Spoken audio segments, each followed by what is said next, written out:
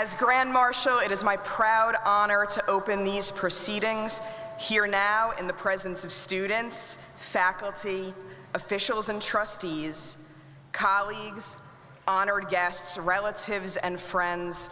The 2025 commencement exercises of the Icahn School of Medicine at Mount Sinai will begin.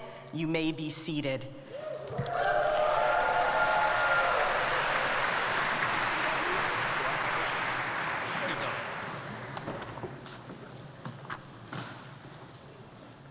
Thank you, Loring. Good morning, everyone. I'm Brendan Carr. I'm the CEO of the health system. Today is an incredibly special day, and it's really a privilege to be a part of it. Graduates, congratulations. Today is absolutely your day, and we will, I promise, make good on that in one moment. But I hope you will allow me just for a moment to take a couple minutes to acknowledge the important things that are happening across the School of Medicine. And I want to start with saying thank you and acknowledging that this is Dean Charney's last graduation as Dean of our beloved medical school. Thank you, Dennis, for your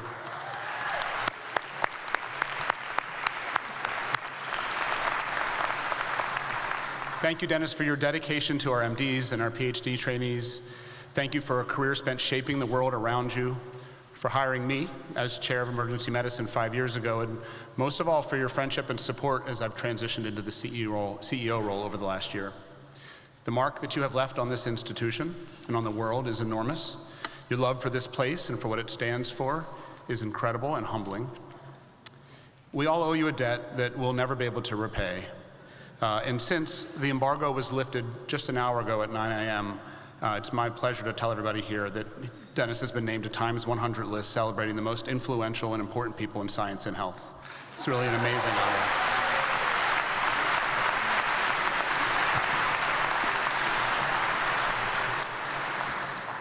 I also want to thank and acknowledge Dr. Eric Nestler. As Dennis steps away, Eric will become our interim dean for the School of Medicine. Eric, I'm so grateful for all you've done during the transition process, and I'm excited to continue to work with you. I know that the Icahn School of Medicine will continue to thrive under your leadership. For those who don't know, Eric, who is already a member of the National Academy of Medicine, was recently also elected to the National Academy of Science.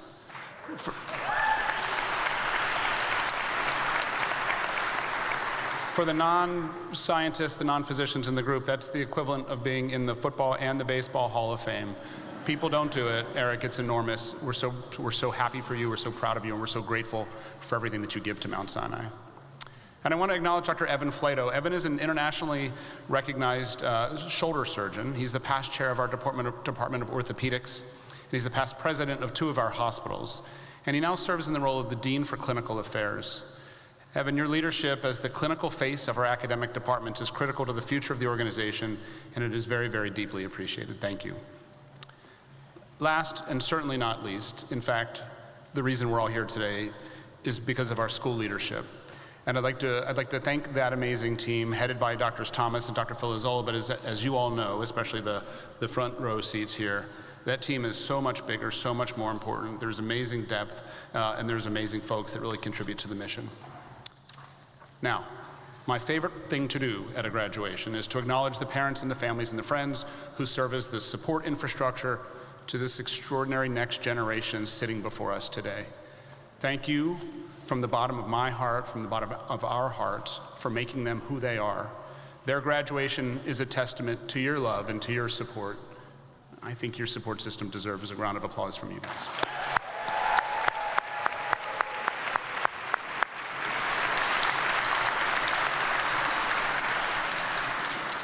So Carl Icahn, the namesake of our School of Medicine, sent a note to me the other day, and he asked me if I would read it to you all today.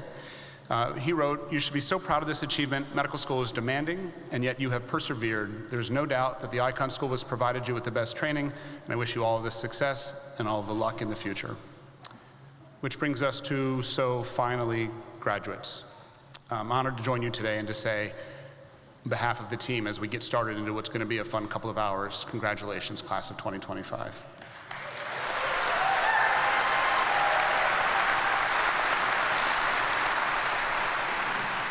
You have a full program today. I'll be 1 minute. I want to say one message that I hope you'll remember during the next couple of years. During my med school training, I have a very, very clear memory of turning to my wife, also a med student, and saying, I can't believe they trust us to make these sorts of decisions, life, death, the heaviness of it all.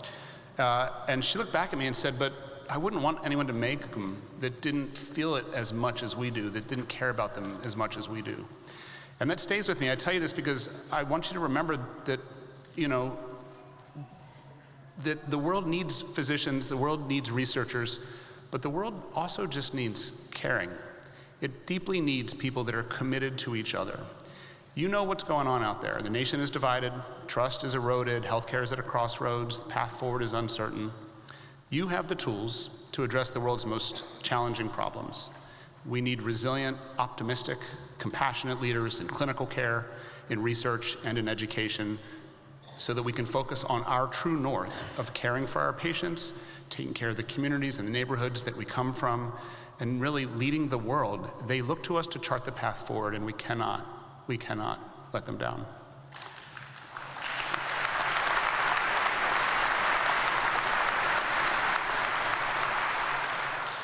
The good news is that all I'm really asking you to do is to continue to be you.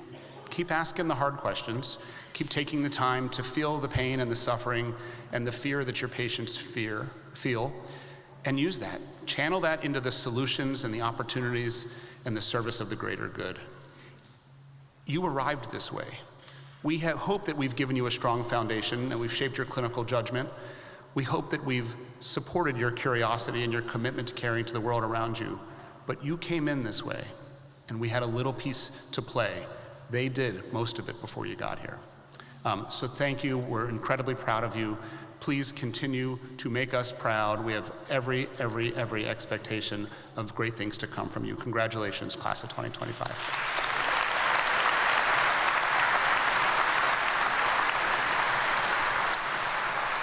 And with that, it is my great privilege to introduce the co-chair of our board, Mr. Jim Tisch.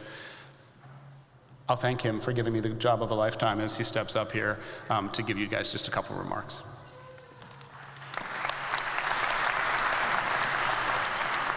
Thank you. Thank you, Dr. Carr. Class of 25, congratulations.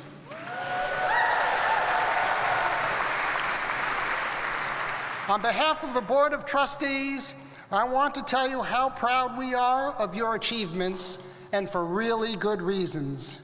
Not only have you completed highly rigorous courses of study, but you have also excelled at your individual research projects. You have done incredible work in the lab. You have helped to advance our understanding of cancer, diabetes, inflammatory diseases, heart disease, as well as Alzheimer's and other complex brain diseases. You have expanded our knowledge of the origin and development of emerging pathogens. What's more, you have successfully utilized the great potential of artificial intelligence to make medicine more effective and precise. You have also shared your great insights with the world. The entire class of 25 has more than 1,000 co-authored peer-reviewed publications to its credit, including in some of the highest impact journals. And you're just getting started.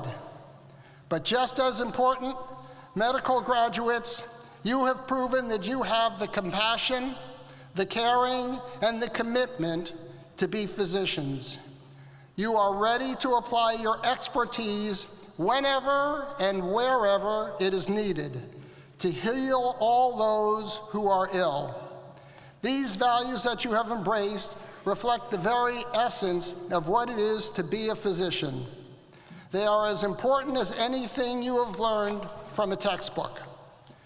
You will be taking on an awesome responsibility, but you have proven that you are deserving of that responsibility, and I know you are up to the challenge.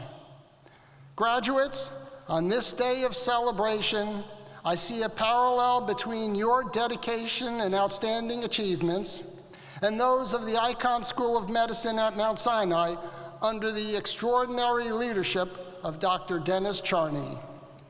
2 decades ago, when many of you were just beginning elementary school, Dr. Charney joined Mount Sinai as the head of research. At that time, funding from the National Institutes of Health amounted to $156 million for what was then called the Mount Sinai School of Medicine. Today, 20 years later, our research funding has more than tripled to nearly $500 million. Our national ranking in NIH funding has jumped from number 11, up from 25 2 decades ago. This is particularly impressive because we are a standalone medical school, not part of a large university like most other medical schools. Today, the Icahn School of Medicine is a research powerhouse, responsible for many of the important scientific discoveries that are driving a steady advance in the capabilities of modern healthcare. Under Dr. Charney, Mount Sinai has also built the nation's largest and most highly regarded residency program. More than a quarter of this year's medical graduates, 45 of you, have matched to do your residencies at Mount Sinai. We are delighted that you will continue to be training here. On behalf of all the trustees, including my co-chair, Richard Friedman, I want to wish you the best of luck as you embark on worthy careers as physicians and scientists dedicated to the improvement of human health. Congratulations, and may you go from strength to strength.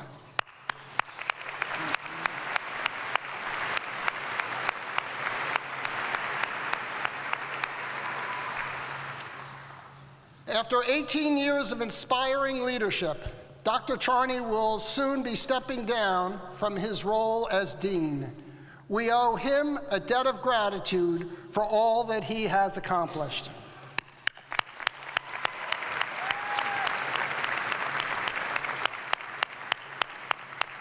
It is now my great honor and pleasure to introduce to you Dr. Dennis Charney.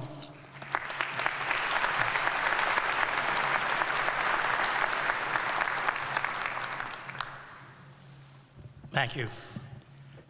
Parents, grandparents, family and friends, trustees and faculty, and the class of 2025. It is my great pleasure to welcome you to the 56th commencement ceremony of the Icahn School of Medicine at Mount Sinai. I'm going to ad-lib for a second, so stop the teleprompter. You know, you started as a class during the height of the pandemic, and you demonstrated courage, moral courage, passion. You helped us get through, one of the most terrible pandemics in the history of our country. So I'd like everybody but the students to stand and congratulate this class for what they did during the pandemic. Thank you.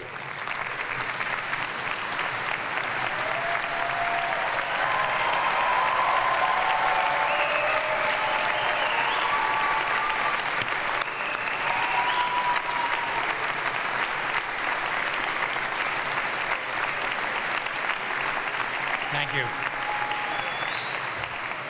As I've said many times, you will remember that for the rest of your career.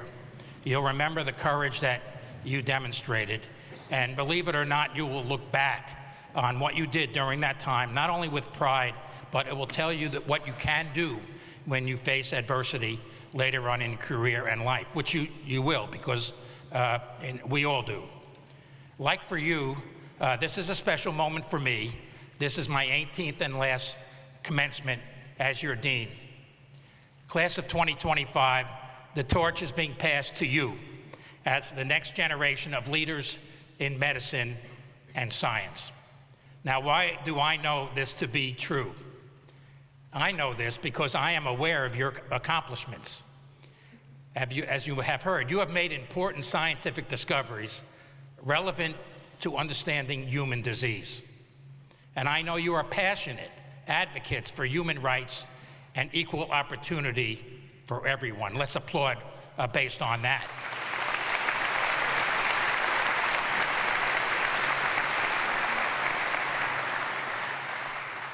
You have shown exceptional promise to become great physicians.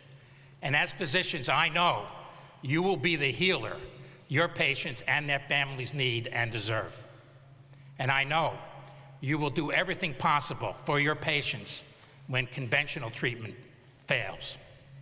Now, as scientists, I know you will be bold and challenge convention. And I know you will make discoveries that convert diseases that are deadly today to be treatable tomorrow. Yeah, great.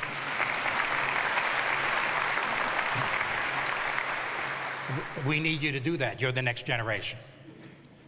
It is a fact, however, that being a physician is tough. It's tough, but it's rewarding. You will face situations when you cannot heal a patient, or worse, where you cannot save a patient. And during those times, you will need to demonstrate compassion, strength of purpose, and moral courage. And for those of you who pursue scientific research, you will also face great challenges. Your faculty knows that, because we have as well. It is hard, it's very hard to discover new knowledge that nobody else has discovered before. You will experience disappointment along the way as you try to make scientific breakthroughs. Some of you, and in my career this happened, you may even experience skepticism and ridicule when you're pursuing breakthroughs. But it's important that you do not let it stop you. Do not give up. Do not give up. What matters is how you meet disappointment and failure. In a way, it's far more important in how you embrace success. You want to thrive personally and professionally, and you'll have to accept disappointment and failure, but learn from it and move forward. Winston Churchill said, "Success is not final, failure is not fatal. It is the courage to continue that counts." Now, because being a doctor and scientist is hard, it can take a personal toll. So as important as it is for you to care for your patients, you must also care for yourself. You cannot pour from an empty cup. So I want to remind you to constantly build your resilience skills to keep your cup full. You will have challenges in your personal life. You'll have family crisis, you'll have health crisis, and as we all know now, you'll experience uncontrollable stress from the world around you. So here, for my final time, I want to give you a few reminders from my resilience prescription. Maintain a positive attitude. Allow yourself to repraise highly stressful and even traumatic events, but put them in the proper perspective. Nurture your supportive social network, because you cannot go it alone. You cannot go it alone. Take care of your physical well-being and embrace your personal moral compass, which is particularly important in these times. Now, our school has faced hurdles along the way. A little history. In 2003, the financial foundation of Mount Sinai was at risk. And just 4 years later, the Great Recession posed yet another financial challenge. Then we faced Hurricane Sandy. And then the COVID-19 pandemic was our greatest health crisis in more than a century. And as you know, today we face new challenges to our cherished values of equal opportunity for all, as well as cutbacks in funding from the National Institutes of Health. Yes, these are challenges, but we have prevailed in the past, and we shall prevail again. Let's have some applause around that.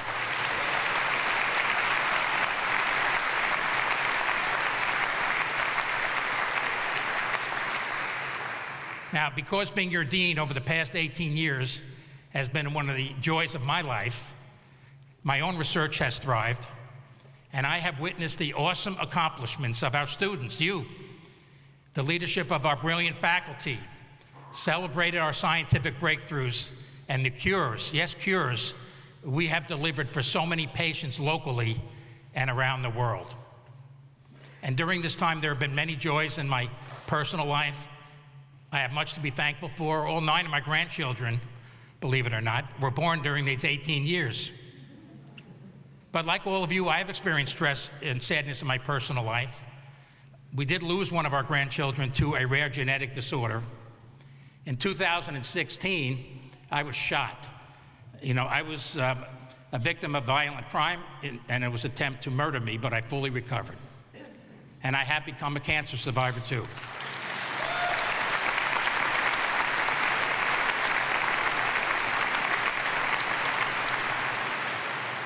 So yes, I have experienced these challenges, but they have made me a stronger person. Like when you first face adversities, it will do the same for you. Ernest Hemingway understood this when he said, and this is a great quote, "The world breaks everyone, and afterward, some are strong in the broken places." Like all of us, life will throw you curveballs, but I know you will be strong in the broken places. So this is a bittersweet moment for me. I will be moving on to our faculty as a mentor and scientist, but be assured, like you, I'll be working on a dream. Thank you very much.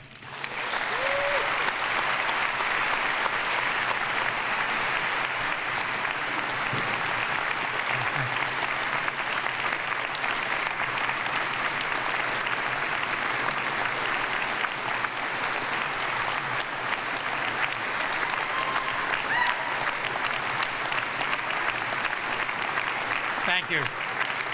Thank you. Now, I am now delighted to introduce my successor, who you've heard some of his accomplishments. In fact, Eric and I go way back. You know, when I was a unit chief, he was one of my residents. So that goes back to 1984, and we've been buddies since then. And I'm very confident in his leadership of Mount Sinai going forward. He has been the Chief Science Officer of the Mount Sinai Health System and Dean for academic and scientific affairs, and he's now going to take the title of Interim Dean. I am so confident in his leadership. Let me introduce my long-term friend and colleague, Dr. Eric Nestler.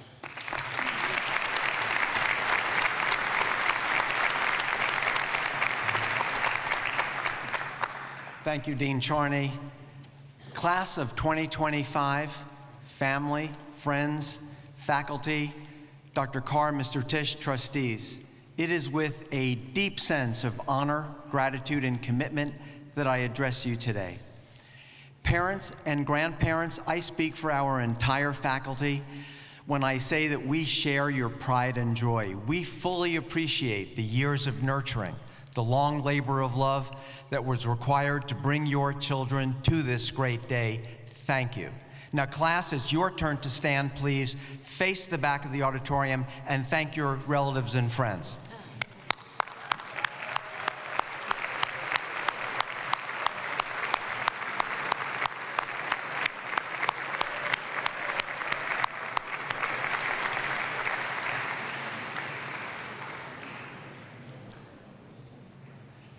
Graduates and fellow faculty members, we have been privileged to have had Dennis Charney as our dean for close to 20 years. I know that you have taken inspiration from his leadership, as I have. It is the privilege of a lifetime for me to succeed Dr. Charney as interim dean. Dr. Charney, as you just heard, has been a close professional colleague and dear friend of mine for more than 40 years. Simply put, he is one of the greatest transformational leaders in the history of biomedicine. When he recruited me to Mount Sinai in 2008, his explicit goal when he took the reins was to elevate Mount Sinai from good to great, and that's exactly what he achieved. Today, the Icahn School of Medicine is one of the nation's elite biomedical institutions. In part, yes, that deserves a round of applause.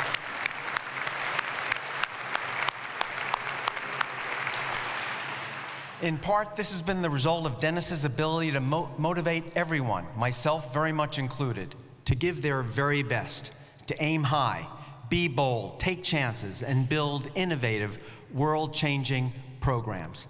Dennis, once again, thank you. Let's give him another round of applause.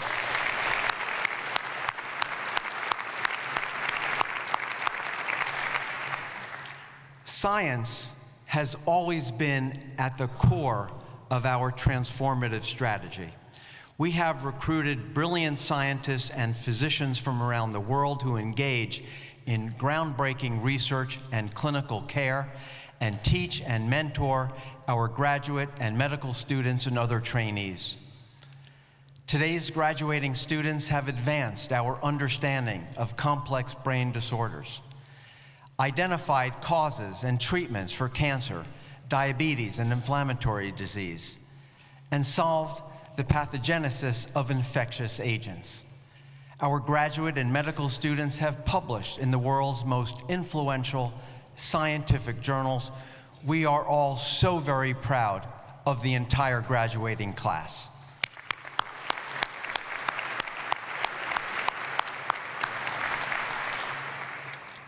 I am especially pleased with your achievements and acquired knowledge because you are entering a world of tremendous challenges, both to the practice of medicine and the future of science itself.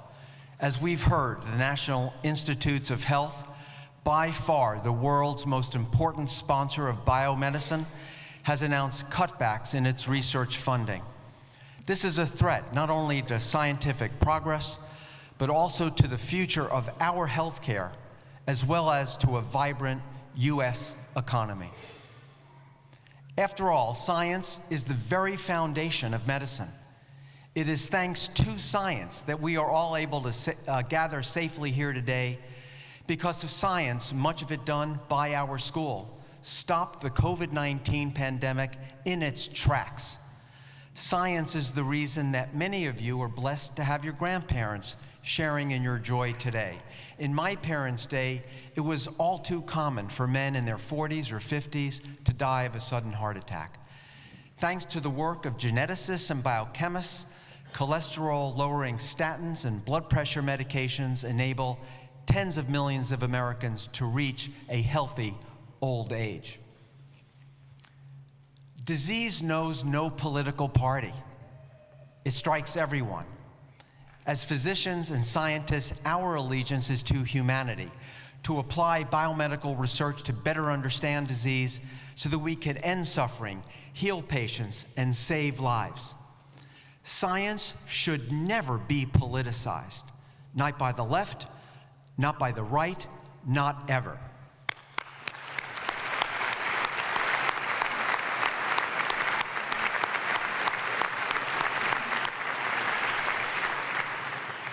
Science must move forward, especially now when powerful new research technologies are driving an unprecedented understanding of the causes and mechanisms of human disease and beginning to advance fundamentally new therapeutics for the diseases that define our time: Alzheimer's disease, cancer, depression, cardiovascular disease, diabetes, and obesity, to name just a few.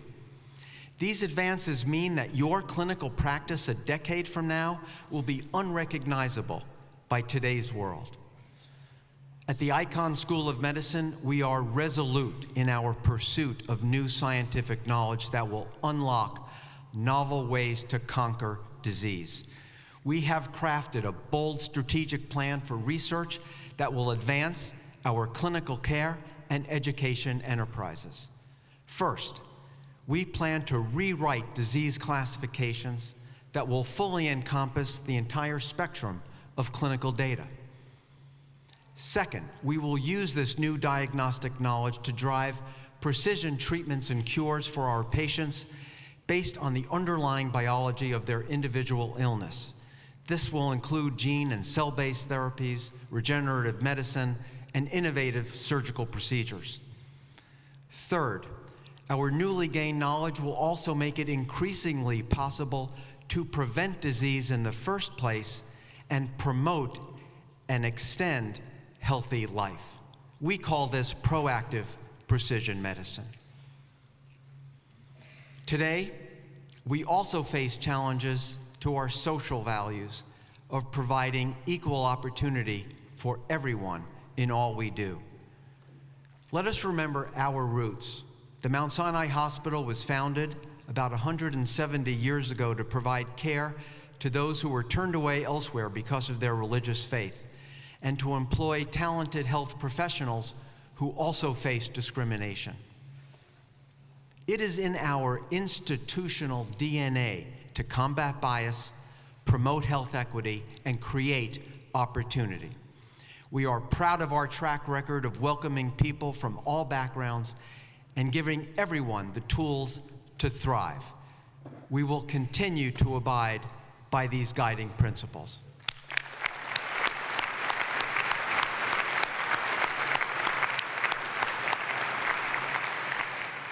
Class of 2025, as you embark on your exciting careers as doctors and scientists, it will be up to your generation to push science and medicine forward, to devise fundamentally new paradigms both for scientific research and for clinical care delivery, and to ensure that everyone receives the optimal care they deserve. Let's be undaunted by the difficulties that confront science and medicine at this moment, and instead be energized by today's challenges. We will be resilient, a trait that Dean Charney instilled in all of us. Science will prevail, our knowledge will continue to grow at an accelerating pace, the practice of medicine will become ever more powerful in helping humanity. I am supremely confident that as our newest alumni, you will always be proud that your alma mater continues to drive with Mount Sinai's characteristic boldness and creativity, advances in science and medicine into this still new century. Thank you and congratulations.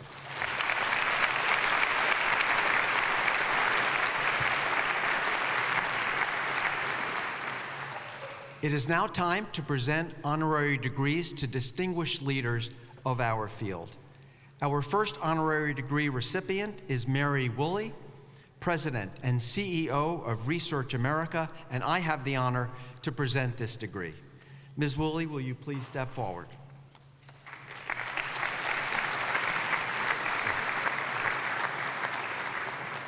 Mary Woolley, you are a tireless and pioneering advocate and policy expert for medical and health research who has dedicated more than a 40-year career to promoting science aimed at achieving better health for all.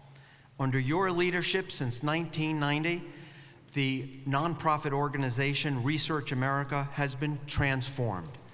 This influential organization has earned national attention and the respect of elected and appointed officials, researchers in the public, private, and academic sectors, media, and community leaders.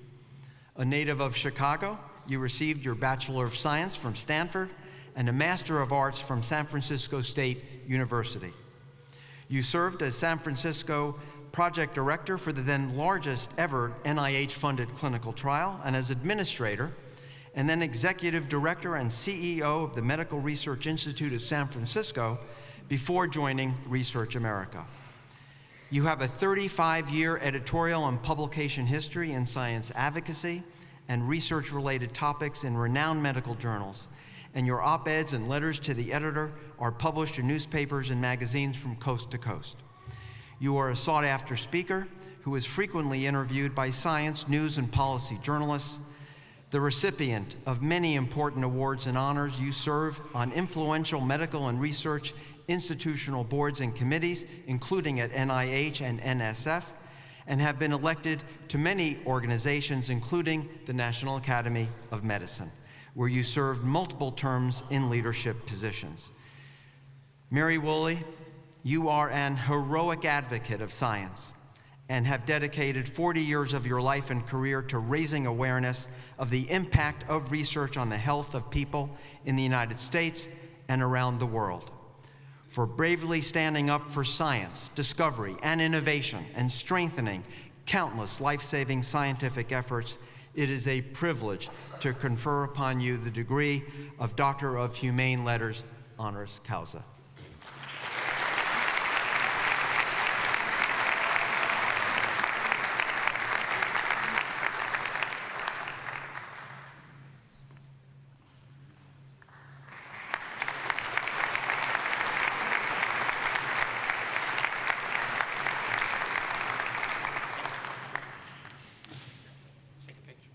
Oh, forgot the picture.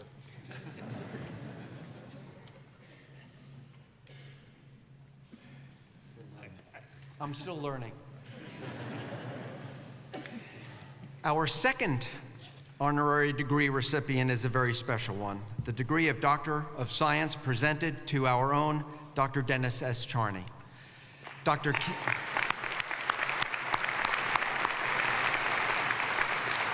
Dr. Ken Davis, our former CEO, will present the degree, and then Dr. Charney will be hooded by another Dr. Charney, Dr. Alex Charney, who is director of the Charles Bronfman Institute of Personalized Medicine, and I think you'll see the family resemblance. Dr. Charney, Dr. Davis, the other Dr. Charney, please step forward.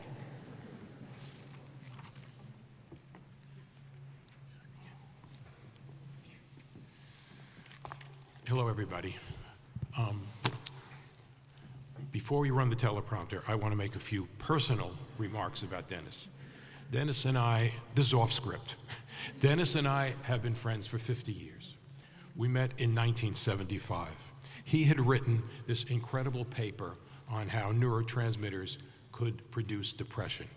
It was a landmark paper. And there I read the paper. I didn't know him. He was at a biological psychiatry meeting. He had a poster. I went up to him and I congratulated him on that incredible paper. And then we started to talk. And what did we find? That we were practically brothers by another mother. We both grew up on Long Island. We'd both been athletes in high school. Because of our athleticism, we were accepted into colleges that we otherwise wouldn't have gone to. We were athletes in college, not quite as good. We went on, and we found out all the things we loved together, like Bruce Springsteen, like the Knicks. We had a great night last night. At any rate, we have been very close ever since. He went on to become the leader of the largest laboratory at the National Institute of Mental Health. When he was considering leaving it, he was offered the most prestigious chair in American psychiatry. I approached him and said, "Would you join me and come to Mount Sinai and be our dean for research?"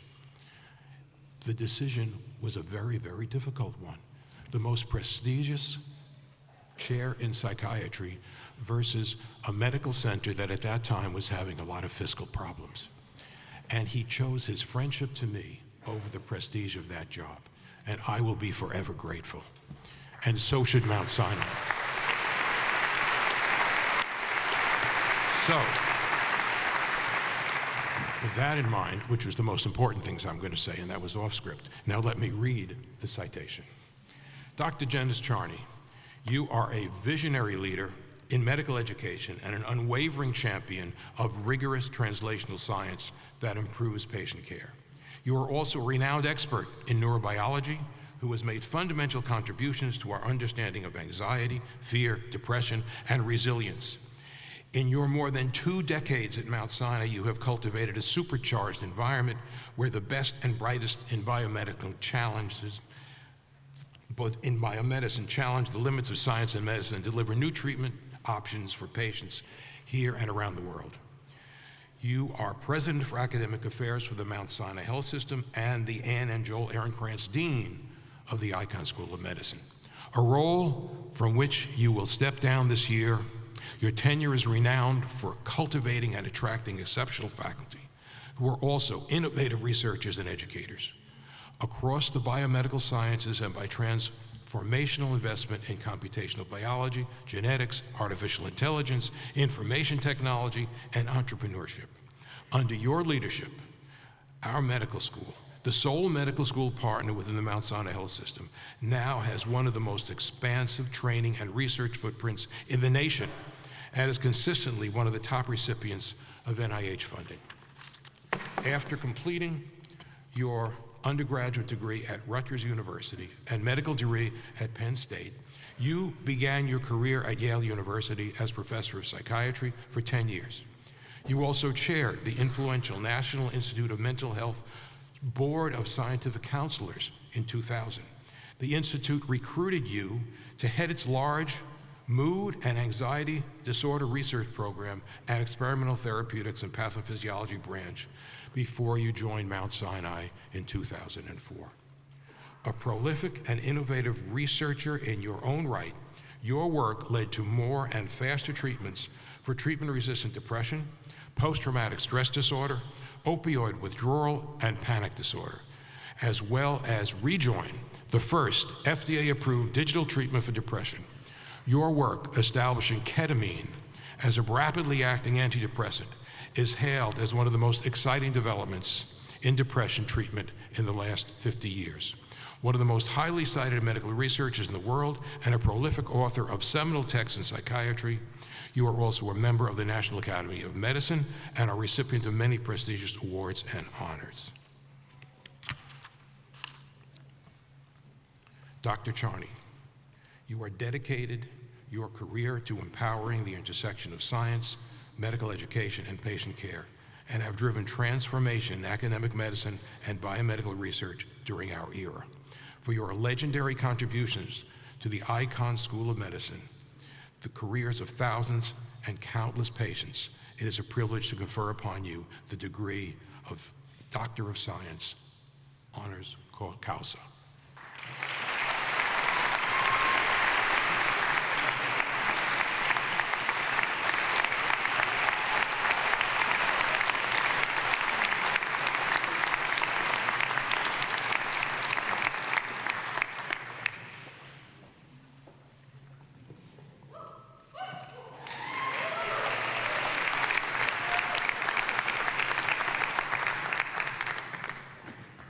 Our next honorary degree recipient is Dr. Luigi Naldini, Director of SRTJ, the San Rafael Telethon Institute for Gene Therapy, Professor of Tissue Biology and Gene Therapy, Vita Salute San Raffaele University Medical School. Dr. Brian Brown, Director of the Icahn Genomics Institute, will present the degree. Dr. Naldini and Dr. Brown, please approach the podium.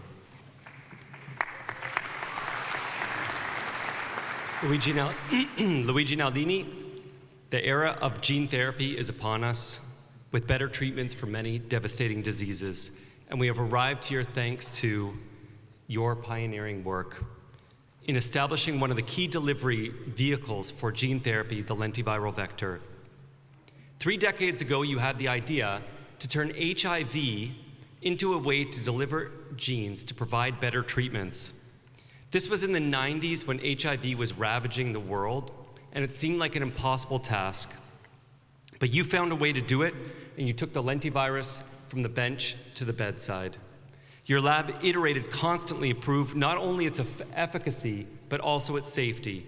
And in a time when technologies like mRNA are being attacked and we're being told that we should stop doing research on it, this is a lesson we should learn, which is this is how science works. For the graduate students here and the medical students here, we iterate on things, we improve safety, and this is exactly what Luigi did to take this to the patients and establish this very effective therapy.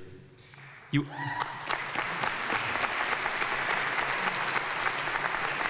also open sourced the technology, which allowed tens of thousands of labs to utilize this technology. Indeed, the vector is one of the most widely used tools in biomedical science, from engineering cells to CRISPR screens. It is the backbone of most approved CAR T-cell therapies, which have transformed the treatment of cancer. Since 2003, you've been a professor at the San Rafael University, director of the Telethon Institute for Gene Therapy, and you've published more than 300 papers and been inducted into many different societies and received many awards, as well as starting 3 successful biotech companies. Your lab has been a pioneer in stem cell gene therapy, being one of the first to bring this to patients, and in doing so established life-saving gene therapies for diseases that had no treatments, like metachromatic leukodystrophy and Hurler syndrome. There are kids alive today and with normal IQs because of the treatments that you developed. And I want to add that you always did it thinking about how we could bring this, how we could make sure that patients would have access to these rare disease patients would have access to these medicines, and you did it through charitable organizations and other methods. You have also developed several promising cancer treatments that are now being tested in the clinic. You were a pioneer in gene editing, and you helped make CAR T-cell therapy a reality. Grazie di tutti, Luigi.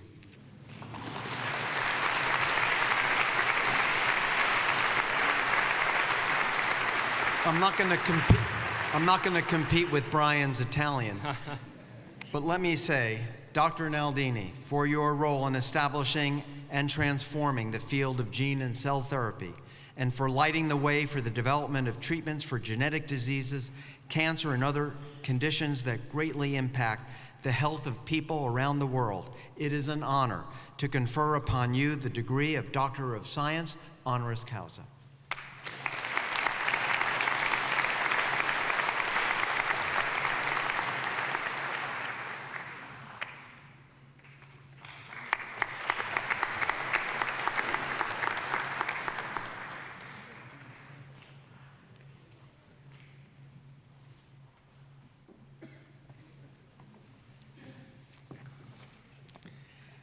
Our fourth honorary degree recipient is Dr. George Yankopoulos, co-founder, co-chair, president, and chief scientific officer of Regeneron. Dr. Emma Gutman, our Waldman Chair of Dermatology and System Chair, the Kimberly and Eric J. Waldman Department of Dermatology, will present the degree to Dr. Yankopoulos. Drs. Yankopoulos and Gutman, please join us at the podium.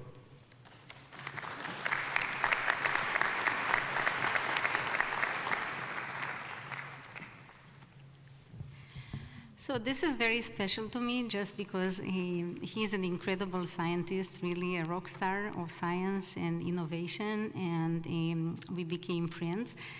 But this is just a story that I want to tell to all of you, that sometimes it's important to go against dogmas, and if you believe in something, go for it. So how do we know each other? About 8 years ago, I submitted a proposal to Regeneron. I did not know George. And the proposal was denied, and that was based on some discovery in my lab that actually went against the dogma that was known at the time on alopecia areata. And I asked, so how can I reverse that decision? I heard, likely you'll not reverse it, but if you want to try, meet George. And I scheduled with him half an hour. That turned to be a 2-hour discussion on science. At the end, we got that study, and at the end, it turned into a success story, and he and I are friends ever since. So if you believe in something, you need to go for it, even if it means to go against dogmas. So George is really special. He has many degrees that he is co-chairman, president, and chief scientific officer of Regeneron. And he's really one of the most successful entrepreneurs, scientists, inventors in biomedical science. He's truly a visionary. He's a biochemist, molecular physicist, and he's a physician. And that's very important to him because he always puts patients first. And they develop medications not only for diseases where they will make money, but for many rare diseases that they will not make money just because he puts patients first. And one important story about George, Regeneron did not make money for 25 years. So speaking of what Dr. Charney said, it's very important when you persevere, even when you have failures, these are the people that succeed eventually. So not only those that only have successes, but those that in the face of failures persevere. And that's exactly George's story, and now he's so successful. So George is an amazing inventor. Again, for those of you that do not know, 2 of the 10 most important medications worldwide, and that's huge, right? 2 of the 10, Eylea and Dupixent. Dupixent is from my own ward, from the asthma, eczema, and the allergy ward. Eylea is a medication for the eyes, but they have medications for so many other diseases. Heart diseases, blindness, eosinophilic esophagitis, skin cancer, COVID-19, Ebola, and many others. Not only those sexy diseases, but also those diseases that are very rare that they just try to benefit humanity.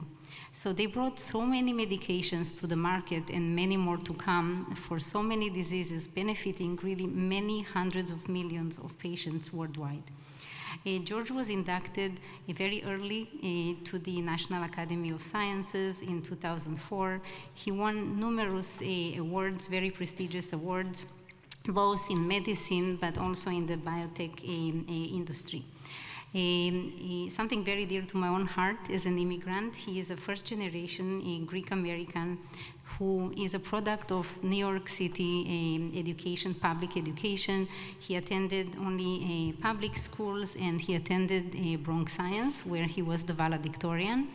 He went on to Columbia. Again, he was the valedictorian of a Columbia undergraduate, but also the graduate school, and he did also his medical school at Columbia. Now, an important fact about him, he actually won the talent competition that at the time was called the Westinghouse Science Talent Competition. And because he's so passionate about teaching the next generation of scientists, and I also believe we need to start very early in high school, Regeneron is spending more than $100 million to support that competition that now, as you know, is called the Regeneron competition. And they are sponsoring also many other competitions for high school students. So, George, it's such an honor, really, truly a very big honor.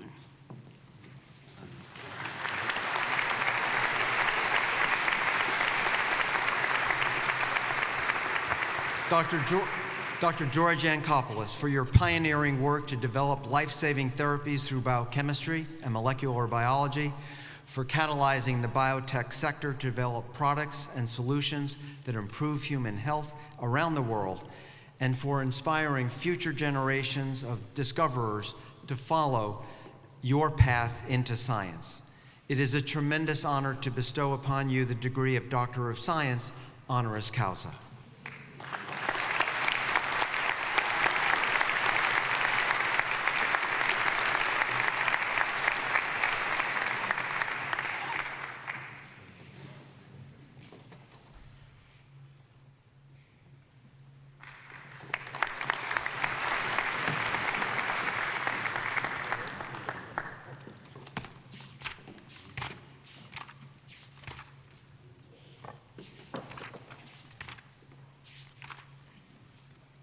Our final honorary degree recipient is Dr. Eric Topol, Executive Vice President and Professor at Scripps Research Institute, Director and Founder of the Scripps Research Translational Institute, and the Gary and Mary West Chair of Innovative Medicine. Dr. Zahi Fayyad, Director of Mount Sinai's Biomedical Engineering and Imaging Institute, will present the degree. Following the presentation, Dr. Topol will address the graduates. Drs. Topol and Fayyad, please step forward.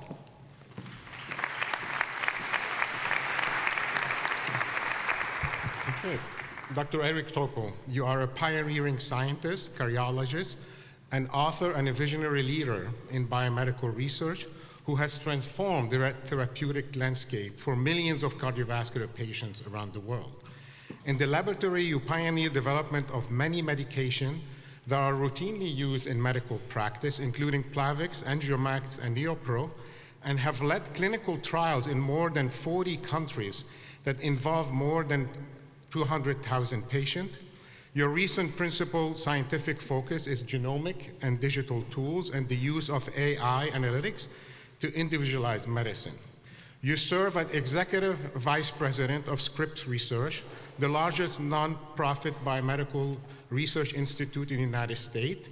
You also founded and served as Director of the Scripps Research Translational Institute and are a professor of molecular medicine and an active cardiologist in the Division of Cardiovascular Diseases at Scripps Clinic in La Jolla, California. After earning your medical degree at the University of Rochester, you completed your residency in internal medicine at the University of California, San Francisco, and a fellowship in cardiovascular medicine at Johns Hopkins University. You were tenured professor at the University of Michigan and chair of the Department of Cardiovascular Medicine at the Cleveland Clinic for 13 years, where you are widely credited for leading the program to its more than decade-long #1 by the US World and News Report. And you also founded and led the Cleveland Clinic Lerner College of Medicine, the first new medical school in the United States in 20 years. And 4 times simultaneously, you served as professor of genetics at Case Western University before joining Scripps Research in 2006. You are one of the most prolific published researchers with over 1,200 peer-reviewed articles. You were elected at the National Academy of Medicine and one of the top 10 most cited researchers in medicine. You co-authored 3 bestsellers and with a new bestseller coming up, Super Agers, on the future of medicine, publish weekly newsletter and podcasts, and serve as principal investigation on large grant-funded studies, and are the recipient of many prestigious awards and honor around the world. And some people say, look, you're like Harrison Ford, so that's another one. So. Dr. Eric Topol, for dedicating your career and expanding our understanding of cardiovascular health, and to setting new standards in medical education, and for your important role in transforming the health of countless people around the world who benefit from the therapies you developed. It is an honor to confer upon you the degree of Doctor of Science, honoris causa.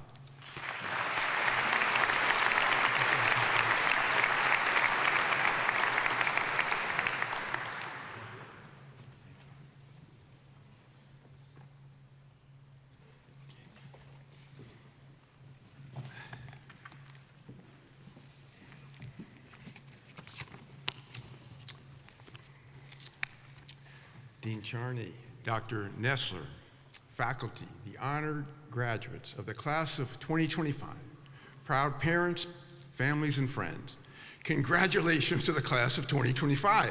Yay! Yo!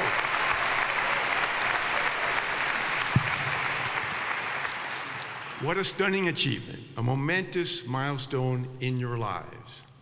I can vividly remember my med school graduation 46 years ago, but I have no memory of who spoke at my graduation, and neither will you.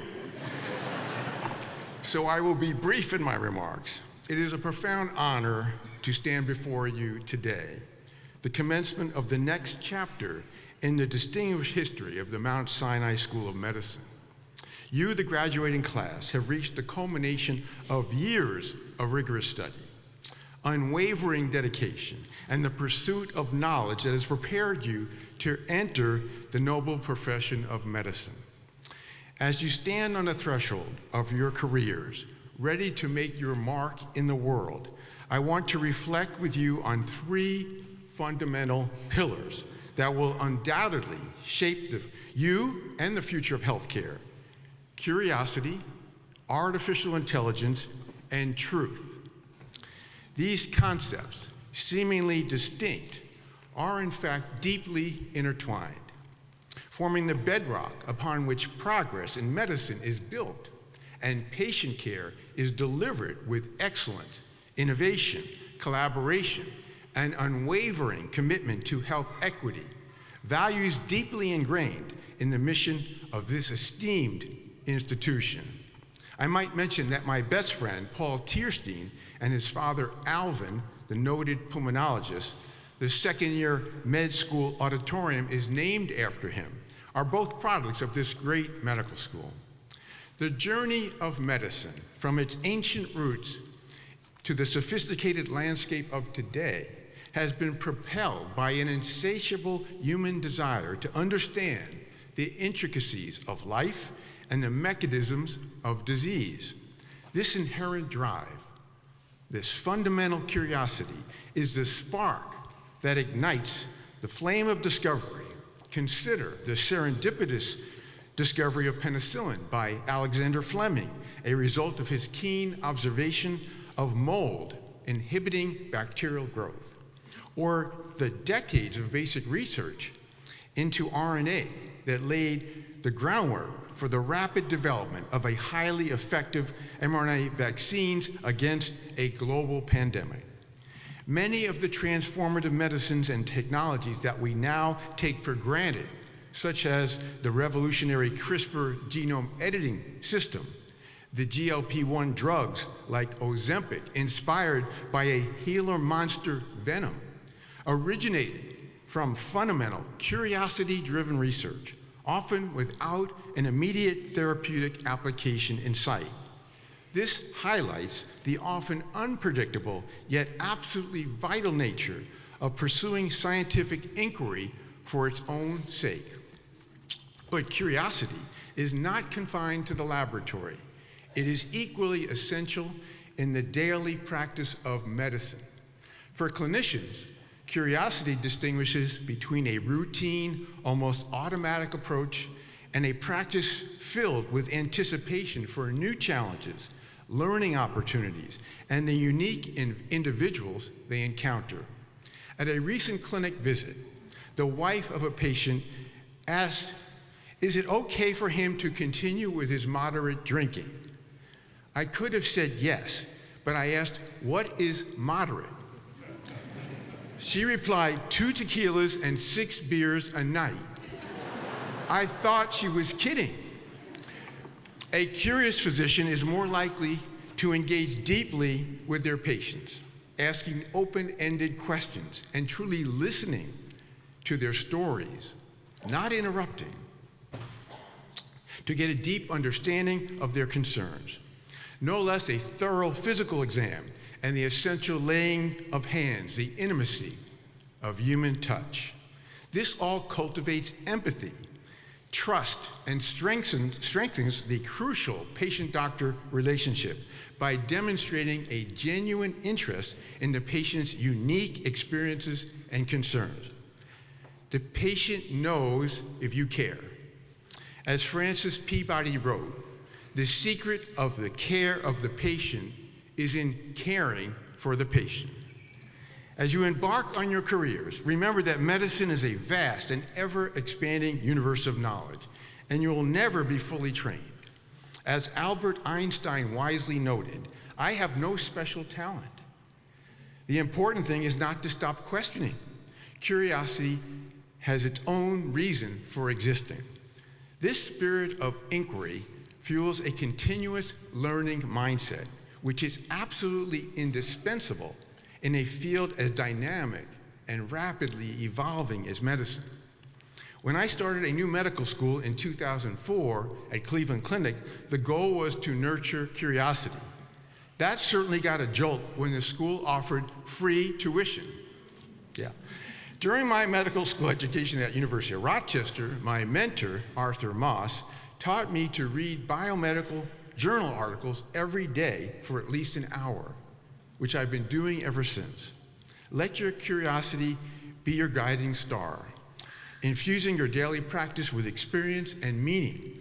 As Aaron Schwartz, the hero of the open access internet, said, be curious, read widely, try new things.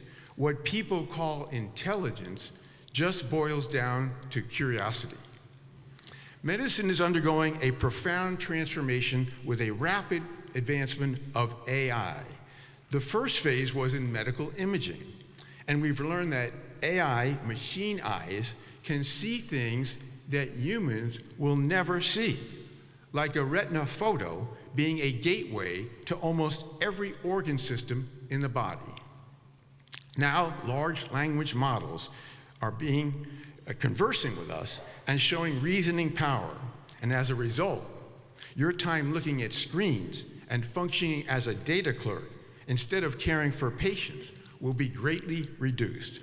Your conversation with patients will not only turn into a great note, but also will be the basis for scheduling follow-up appointments, setting up lab tests, prescriptions, pre-authorizations, consult, coding, and nudging the patients about things that you discussed during the visit. Your diagnostic accuracy will be enhanced. At the same time, patients will be empowered by AI, interpretation of their data. To me, the next frontier is using multimodal AI for interpretation, precise medical forecasting to prevent the major 3 age-related diseases, cancer, heart, and neurodegenerative. Finally, achieving the dream of primary prevention. That's what my just published book, Super Agers, is all about. However, the integration of AI into medicine is not without its major challenges. I just read a piece in The New Yorker entitled, "An AI-generated article on how to tell if the article you're reading is AI-generated." That kind of sums it up. Concerns surrounding data privacy and security are paramount, given the sensitive nature of patient health information. Algorithmic bias stemming from the data used to train AI systems can lead to unfair or inequitable outcomes for certain patient groups, and there are many other concerns, like AI confabulations. We are in a world of blurring of the truth. What is real? What is a fact? That gets us to the final pillar, and perhaps the most fundamental of all, truth. Truth forms the bedrock of trust in the practice of medicine, extending from the integrity of scientific research to the honesty within the patient-doctor relationship. In medical research, integrity and transparency are absolutely paramount. Medical science, at its core, aims to uncover and disseminate truth. Recently, in the journal Nature, evidence was presented that the public has not lost trust in scientists and physicians, but their voices have been overridden by the forces of anti-science and disinformation. It is vital for all of us to stand up, to be activists, speak truth to power, amidst an administration that is gutting support for biomedical research and public health resources, engage in a frontal attack of our universities. As Sir Francis Bacon asserted, truth is the daughter of time. For truth to stand the test of time, every one of us must stand together, and our voices must be heard, be it by our writings, participation in rallies, posting on social media, or whatever it takes. With that, we will have a far better chance of prevailing beyond what must be considered the darkest times in the history of life science and medicine in the United States. These three pillars, curiosity, AI, and truth, are not isolated entities, but rather interconnected forces that will shape the future of medicine in profound ways. The inherent human curiosity, like laughter, crying, grieving, and real empathy, separates us from machines, a driving force to understand complexities of health and disease. It is our quest to improve diagnostic accuracy, prevent disease, discover novel treatments, and enhance patient care that motivates researchers to explore and harness the power of AI. At the center of all of this is the patient-doctor relationship. Please don't ever forget that. Graduates, as you embark on your careers in medicine, remember the values that Mount Sinai has instilled in you: excellence, innovation, collaboration, and a deep commitment to the well-being of humanity. Nourish your innate curiosity, for it is the engine of progress. Embrace the transformative power of AI while keeping in mind its liabilities. And above all, always uphold the truth in your diagnosis, your treatments, what you know and don't know, in your relationships with your patients and your research. Your journey will be filled with challenges and triumphs. But by remaining steadfast in these three principles, you will undoubtedly make a meaningful and lasting impact on the lives you touch. Think big and go bigger. Act bigger. Congratulations, class of 2025. Go forth and make a difference. Thank you.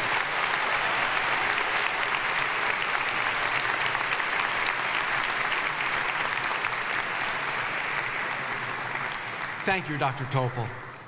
It is now time to hear from our first student speaker, Anina Lund. Anina was selected, hold on. Anina was selected by all the graduating PhD students for this honor, and I want to add that Anina defended her thesis 2 days ago, did a great job. I was there. Now give her a round of applause.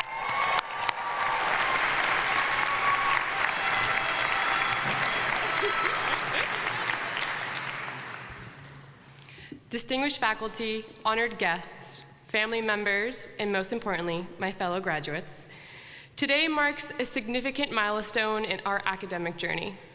As we receive our doctoral degrees, we join the global community of scientists dedicated to expanding human knowledge and tackling the world's most pressing challenges. Our training has equipped us with more than specialized expertise. It has instilled in us a systematic approach to problem solving that will serve us throughout our careers. We've learned to identify meaningful questions, design rigorous investigations, analyze complex data, and draw evidence-based conclusions, skills that will transcend our individual disciplines and will guide us through whatever challenges lie ahead. As we sit here, perhaps feeling a mixture of happiness and exhaustion, I invite us to reflect on when we first arrived at Sinai as first-year PhD students. We had many preconceived notions about what it meant to be a scientist. Now we have the profound opportunity to define what a scientist is through our own actions and contributions. To reach this moment, each of us has contributed something genuinely new to human knowledge, a truly extraordinary achievement. We've each pushed the boundaries of what is known. Science is never a solitary endeavor. Our greatest advances have come through collaboration, sharing ideas, challenging assumptions, and building upon each other's work. During our time at Sinai, we've experienced the power of diverse perspectives converging on complex problems. This collaborative spirit is the beating heart of scientific progress, and I hope will carry it forward into our future endeavors. I want to acknowledge something we rarely discuss openly. Research is messy. For every elegant solution in our dissertations, there were dozens or more of failed experiments, mathematical dead ends, and moments of profound doubt. The dissertation we submitted represents perhaps 10% of the work we actually did. The other 90%, that's where the real growth happened. One of the most valuable gifts our PhD journey has given us is a new relationship with failure. All those experiments that failed, cell cultures that mysteriously died, code that crashed for weeks, and reviewers that quite honestly did not make sense. These were not mere setbacks. They were formative experiences that shaped us into scientists. People often say you shouldn't be afraid to fail, but I believe you can only truly be unafraid once you've actually failed and survived. Through our PhD journeys, we've survived failure, persisted, and learned to ask better questions and approach problems in new ways. True innovation requires risk-taking. Science advances when we venture beyond what's comfortable and known. Our PhD journey has taught us to be comfortable being uncomfortable and prepared us to take these necessary risks, to push boundaries with the confidence that even our failures will yield valuable insights. Finally, remember that while this achievement is ours, it was not accomplished alone. Our mentors, colleagues, friends, and families have sustained us through this journey. Today is as much their celebration as it is ours. As we transition from students to doctors, let's carry forward not just what we've learned, but how we've learned to think. The world does not need more impressive credentials. It needs people who can navigate complexity with both intellectual rigor and humanity. Our work isn't just about publishing papers or securing grants. It's about improving lives and expanding human understanding in ways both practical and profound. Each discovery, however small, matters. Congrats, guys, we did it.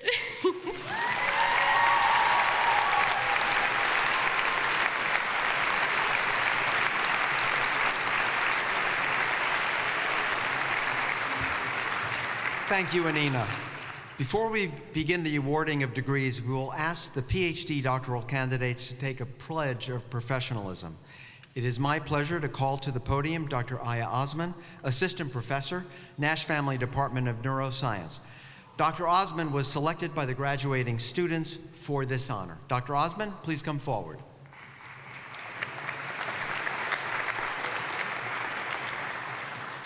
Thank you, Dr. Nessler, and thank you all for this great honor.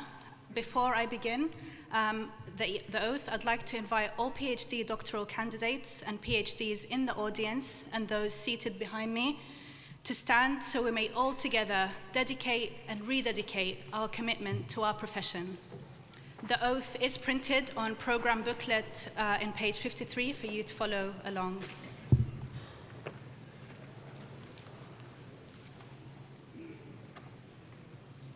With my Doctor of Philosophy, I willingly pledge to uphold the highest level of integrity and professionalism, scholarship and honor. I will conduct my research and professional endeavors with honesty and objectivity. I will apply the highest standard of rigor and respect for the generation and application of knowledge, and fully acknowledge the contributions of others. I will not allow financial gain and ambition to cloud my judgment or decision-making, nor cause harm to society or subjects of research. I will embark on the furthering of knowledge through respectful interactions and collaborations with my colleagues, and community without prejudice or exclusion. I will be a role model and use my skills to inspire, mentor and empower future generations, instilling in them the highest principles of ethical behavior. As witnessed by all present today and in the tradition of graduates before me, I do affirm to uphold these guiding principles. Thank you. You may all be seated.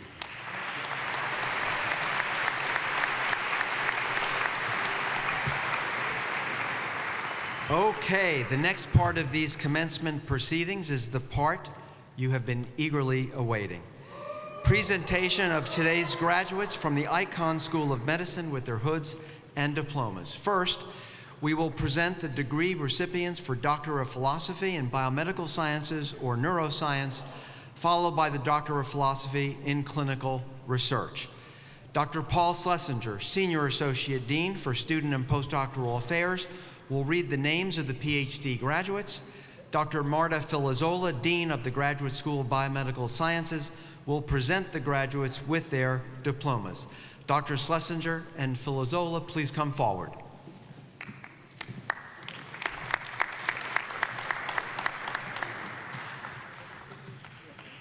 Thank you, Dr. Nestler. Welcome, family and friends. You will notice in the program that many of these students have already been honored with numerous awards and distinctions throughout their years at Icahn School of Medicine at Mount Sinai. I will now present the PhD candidates in Biomedical Sciences and Neuroscience.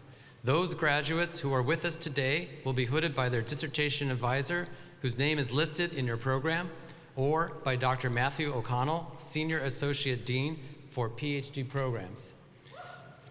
Dr. Alexis Colvin, Associate Dean for Alumni Affairs, will assist Dr. Filizzola in awarding the diplomas. I will now ask the candidates for Doctor of Philosophy to come up on the stage individually as I call their names to receive their hood and their diploma.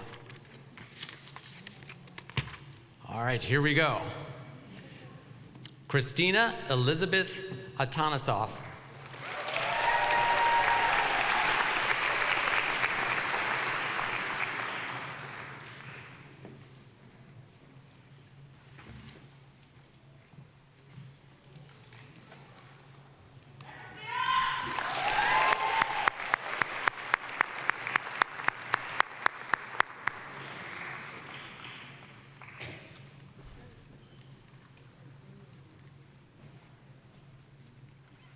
Matthew Brown.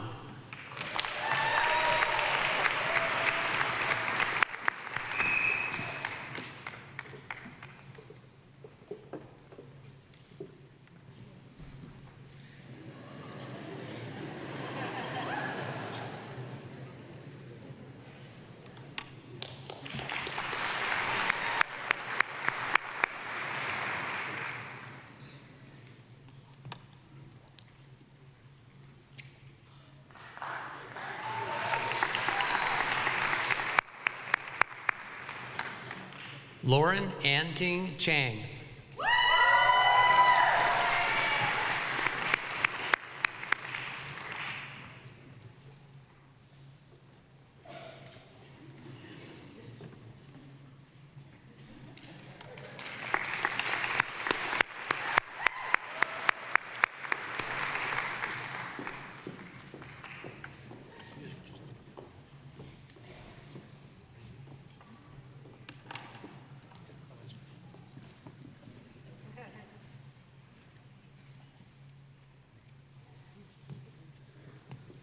Julia Grazio.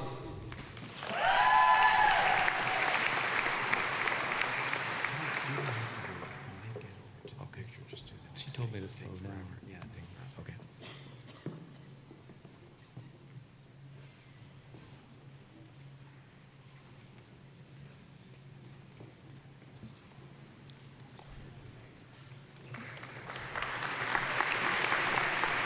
Sinead Kalina.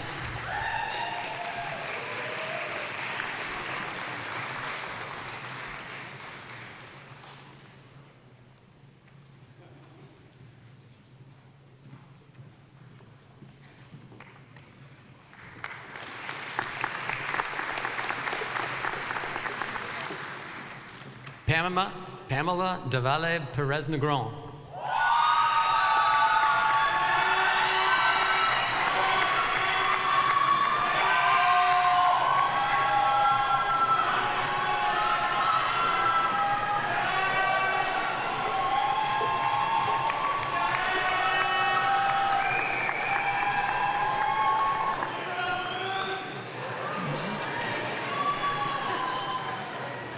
Onya Duffy.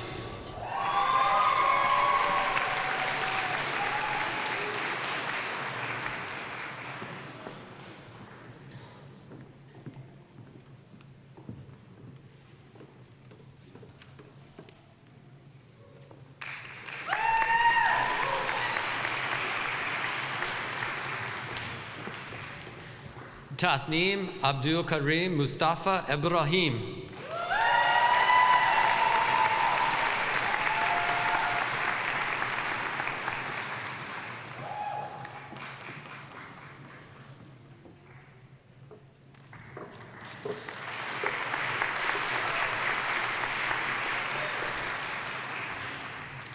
Alba Escalera Marino.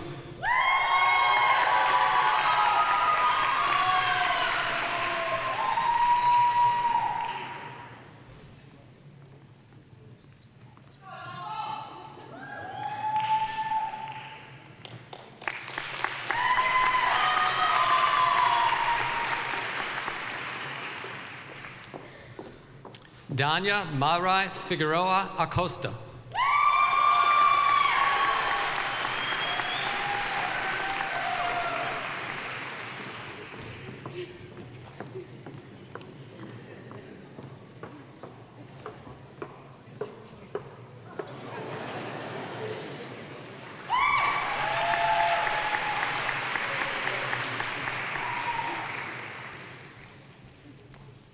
Alexandra Fink Schoolar.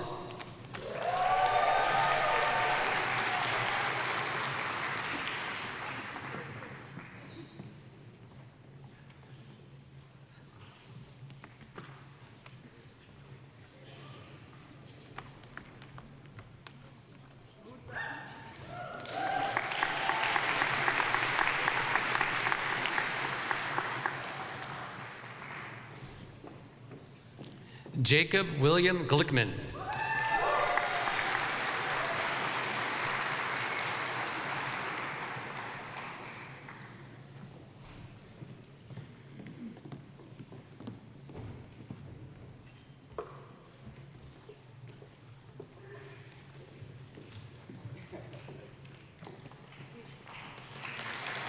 Marissa Ann Goff.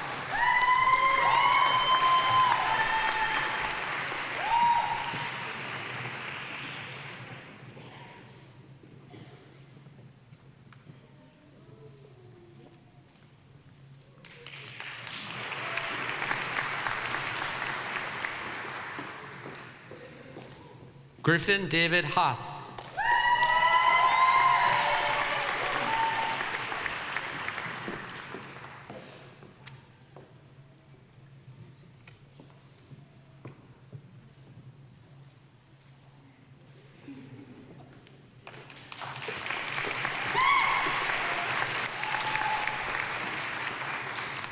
Jonathan Haydak.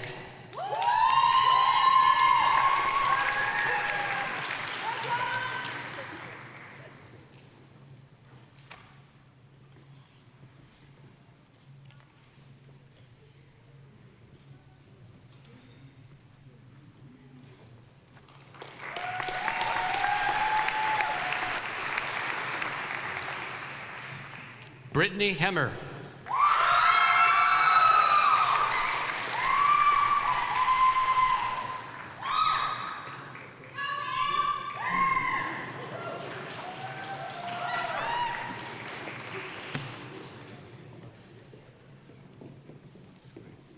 Mackenzie Herb.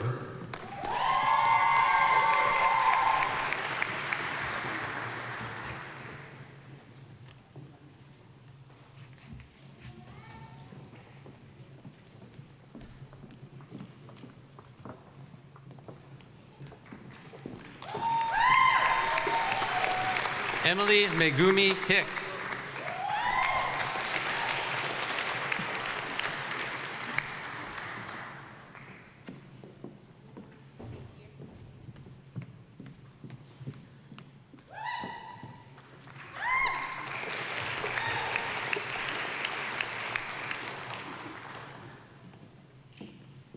Pushkala Jayaraman.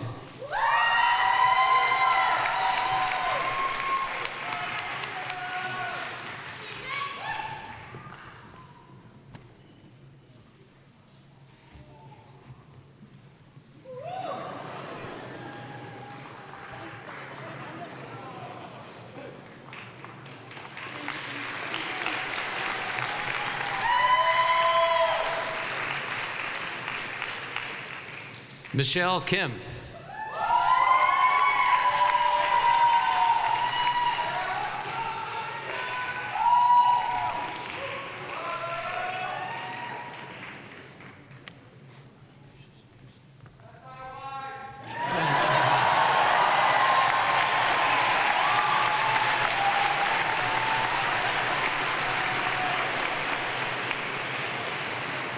Anina Nicole Lund.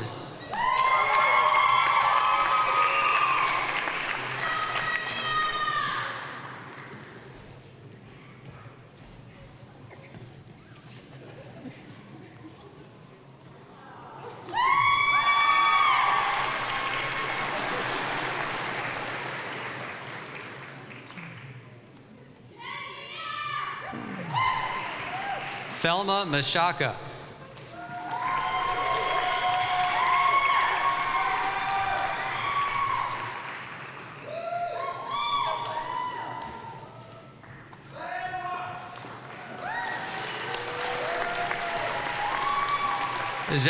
Jaim Matustik.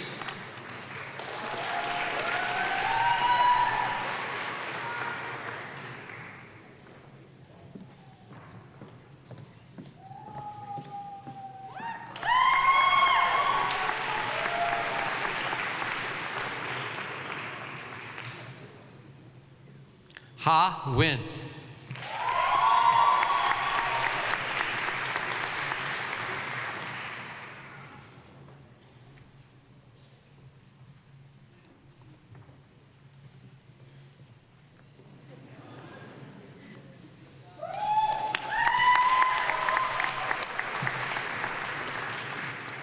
Mehek Ningu.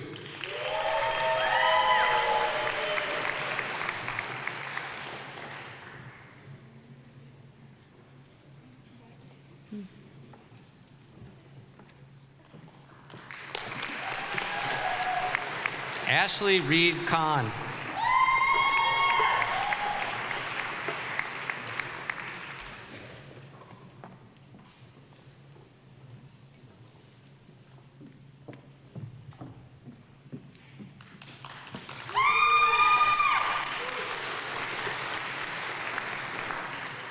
Christos Sazaidis.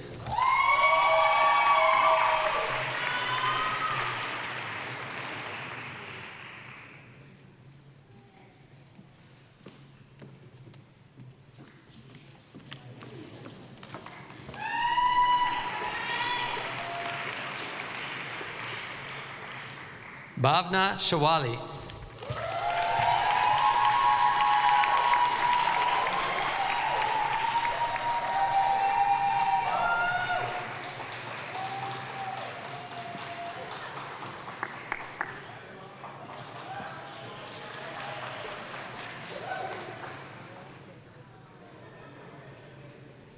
Rebecca Signer.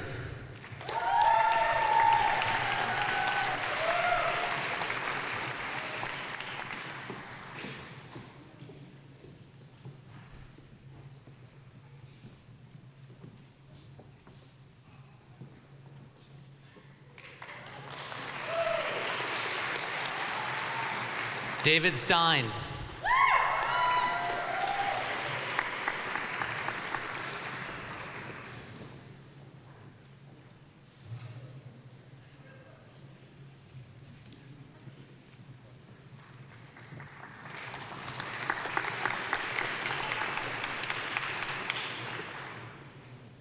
Alyssa Andrea Valentine.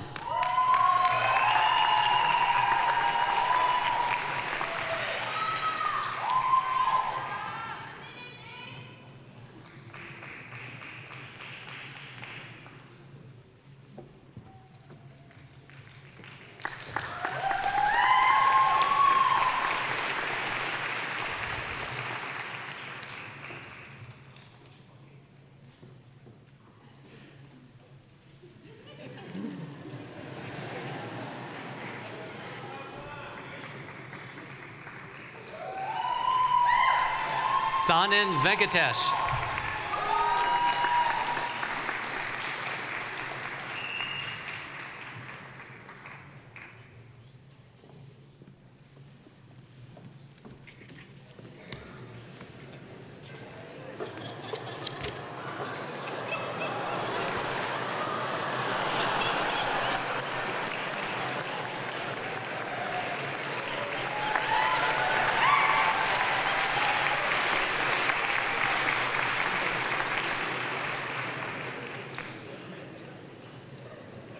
James Vicari.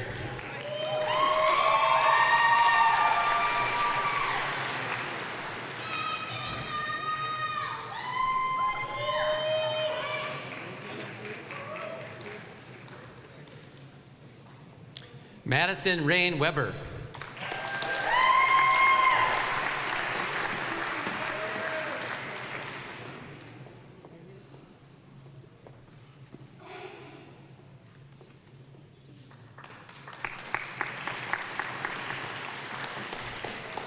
Jay Yeg.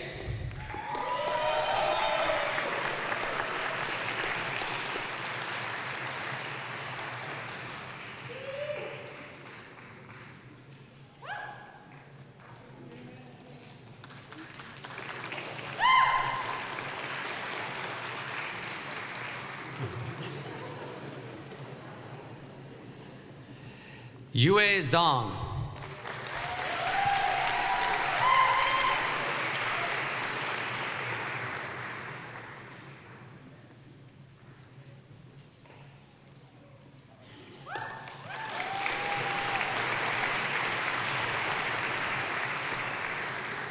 Next, we will present those receiving a PhD in clinical research for their degree.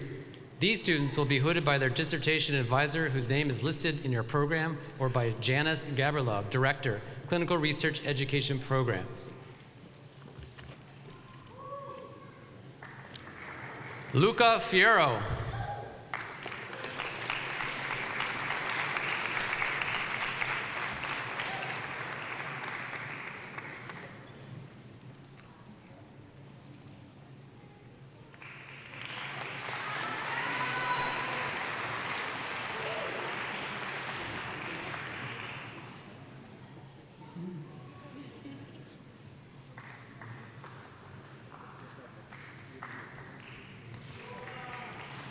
Botany Gordon.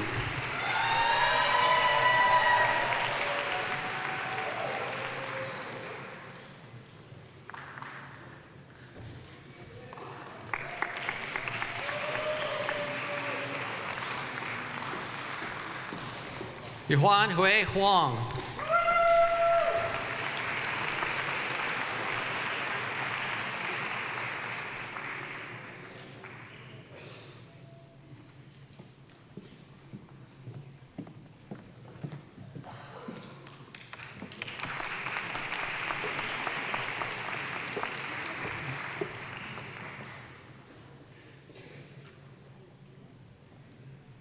Vibhor Mahajan.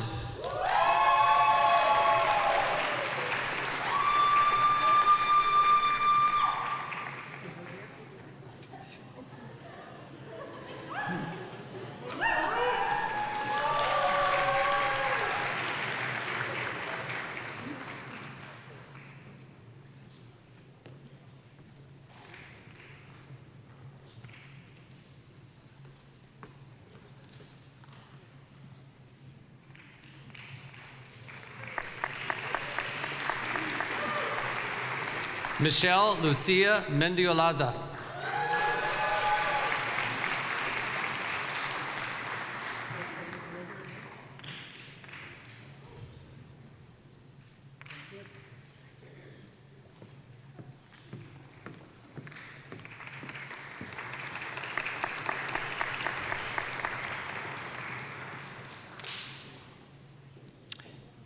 Hannah Mobasseri.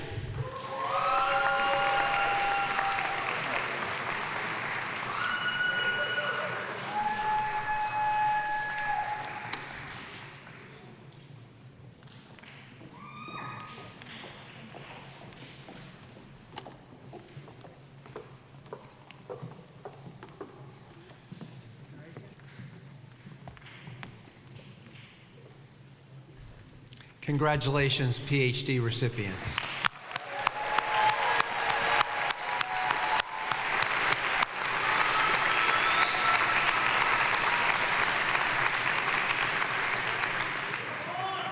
We'll now move on to the awarding of the MD degrees, and it gives me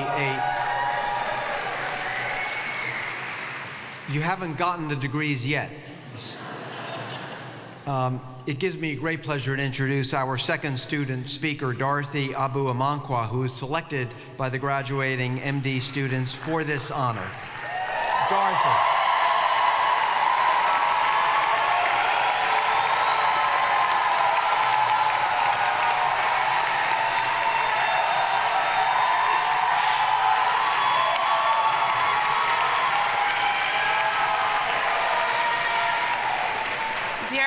Dear class of 2025, faculty, family, friends, and all of our beloved guests, it is truly an honor to stand before you today. I am deeply grateful to God for bringing me this far and for giving me an incredible community of friends and family, especially my brothers. I love you guys. I am humbled to share with you all a few words that reflect the joys, the losses, and the hopes that have marked our journey here today. Class of 2025, medical school has been a roller coaster, hasn't it? Do you all remember the first week of orientation? I'm not sure what was harder, enduring the awkward small talk on Central Park North or surviving the scorching summer heat.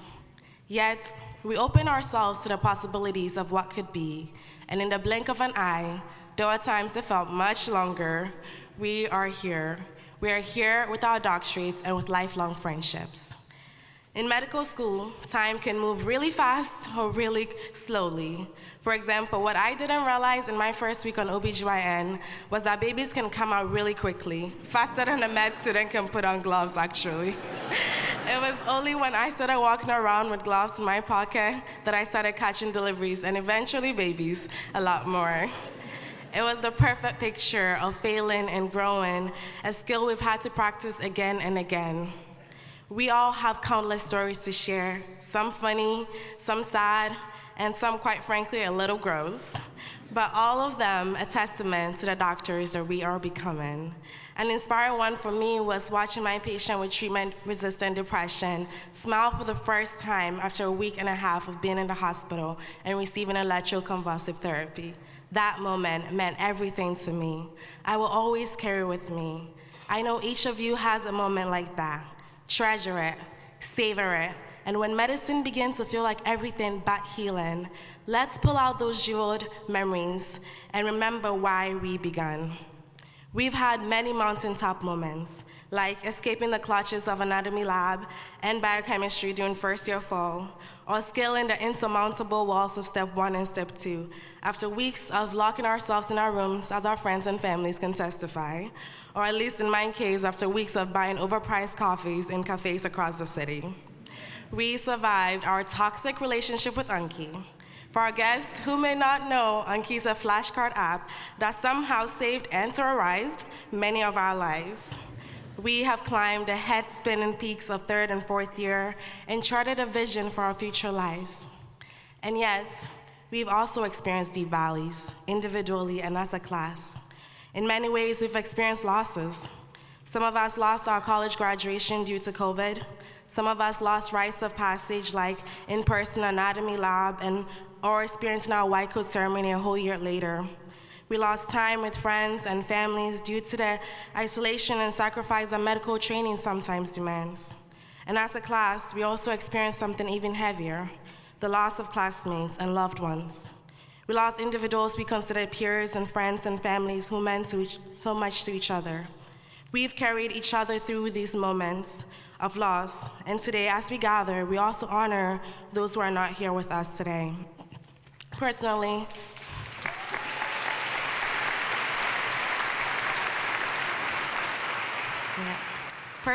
I lost my aunt during March week. She was my second mother after my mother passed.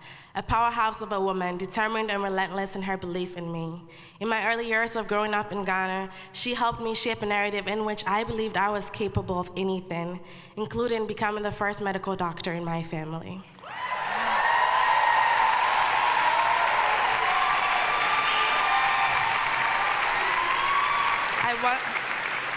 I want to remind us of all the people who are always rooting for us, those who are still with us and those who are not. We all have people like that, many of whom are here today. So graduates, before the day ends, I hope you take a moment to find those people, the ones who inspired you, mentored you, and believed in you even when you doubted yourself, and say thank you for being with me on this journey. And what a journey it has been. Just as we entered medical school in the midst of a global pandemic, we now step into the profession during a different kind of crisis, a pandemic of uncertainty, confusion, and deepening vulnerability for many of our patients. Their stories have reminded us again and again that medicine does not exist in isolation. It is shaped by history, by social structures, and by policy. And at the crossroads of patient care, we are faced with a question: what kind of doctors will we be? The answer, I know, will look different for each of us. But at the core, I hope we choose to be doctors who embrace the gift of listening, because listening is the foundation of healing. Typical psychiatrist answer, I know. And yet, as we listen, may we also speak and advocate for those whose voices have been silenced by these systems, by structures, and by history. I believe in us. I believe in the innovation that exists in this class. Some of us will continue to advocate for policy changes that expand healthcare access. Some will dedicate their careers to global health, bringing care to underserved regions. Some will fight for mental health access, reproductive rights, racial justice in medicine, and so much more. I truly believe in the potential that exists in this class. I truly believe in our potential to change the world. Now, I cannot end this speech without a comment about endurance, because half of you all love running marathons, and the other half of you are out here rock climbing or extreme cycling, as if medical school wasn't exhausting enough. And while I have yet to join the extreme sports squad, there is something to be said about the endurance required to pursue medicine. And so here we are, after pushing through the last mile of medical school. After countless nights awake, wondering how we would make it past the obstacles designed to halt us at every turn. Here we are, after climbing higher with the support of friends, families, and mentors. But even more than that, we defied the gravity of our own expectations and became who we are today. Class of 2025, I am truly proud of each of us. We made it. We are doctors. Thank you.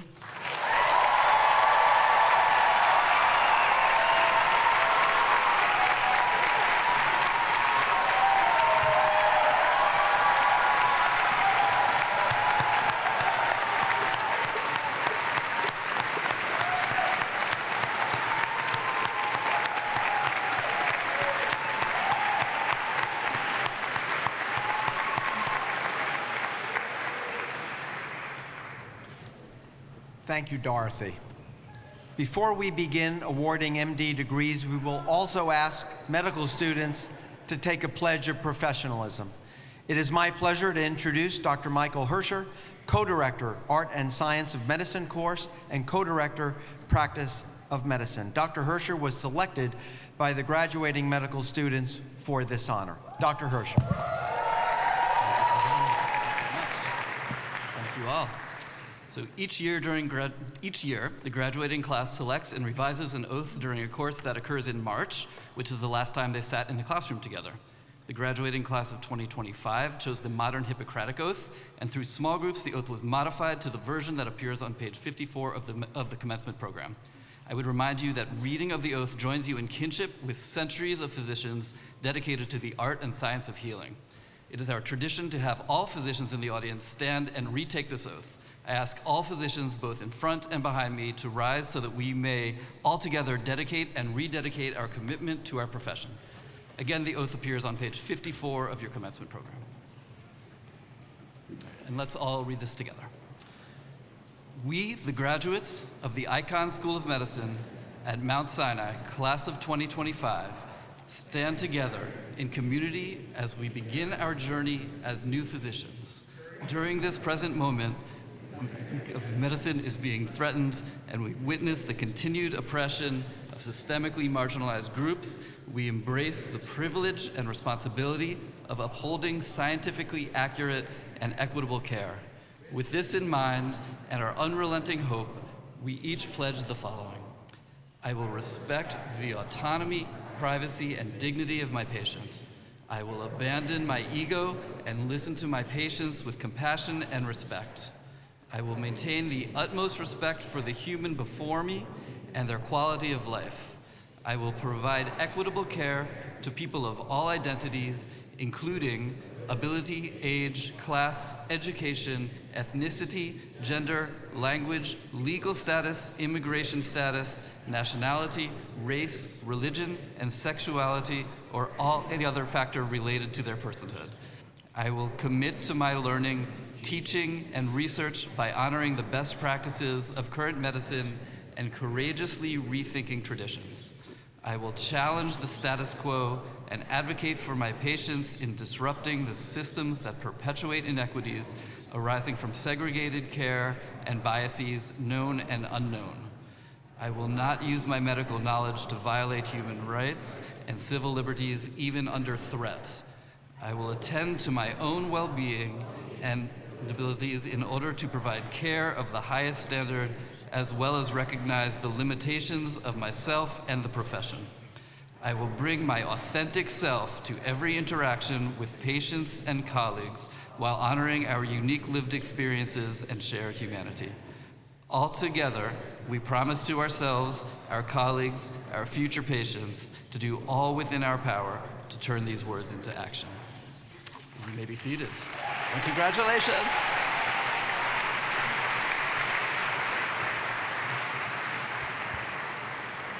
We will now hood and award diplomas to the candidates for Doctor of Medicine. It is my pleasure to introduce Dr. Angel Palermo, Senior Associate Dean and a leader of our Center for Multicultural and Community Affairs, who will read the names of the graduates. Dr. David Thomas, Dean for Medical Education, will present the graduates with their diplomas. Drs. Palermo and Thomas, please step forward.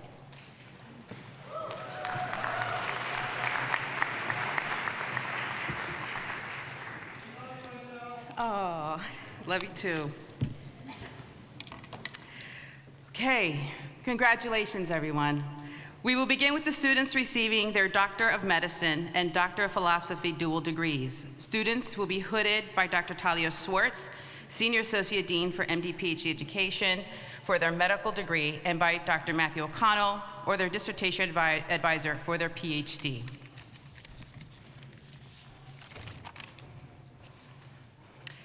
Alice Chen Liao.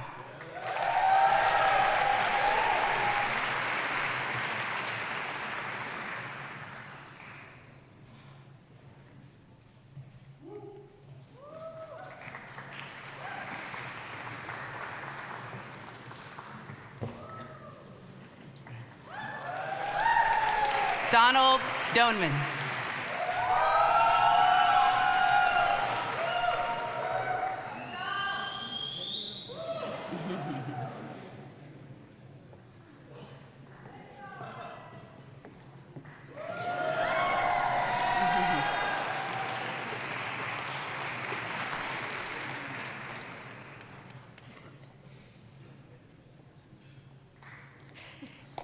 Ian Forrest.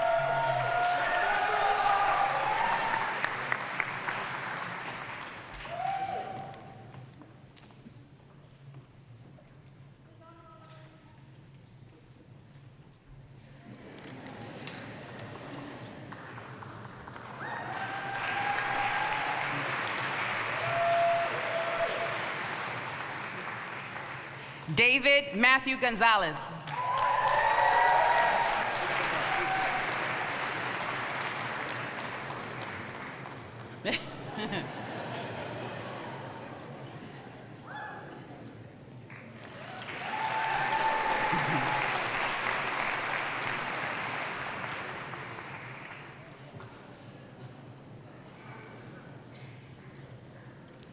Michael Espino Horesh.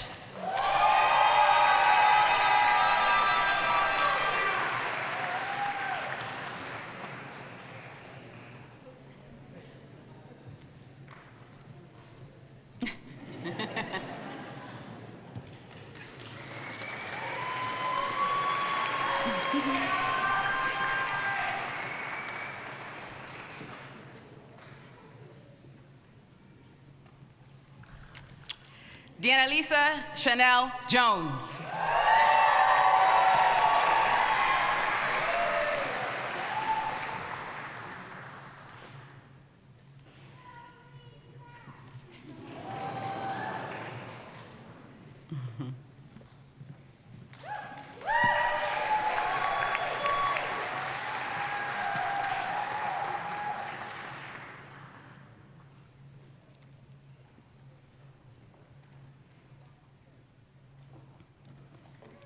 Joel Kim.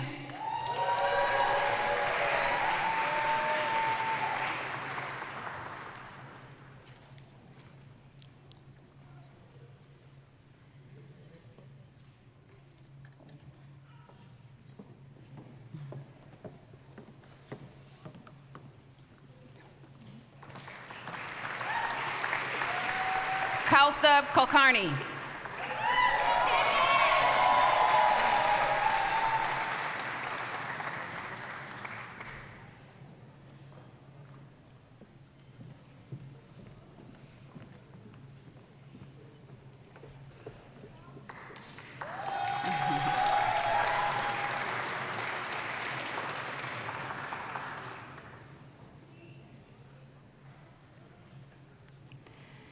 Rachel Levantovsky.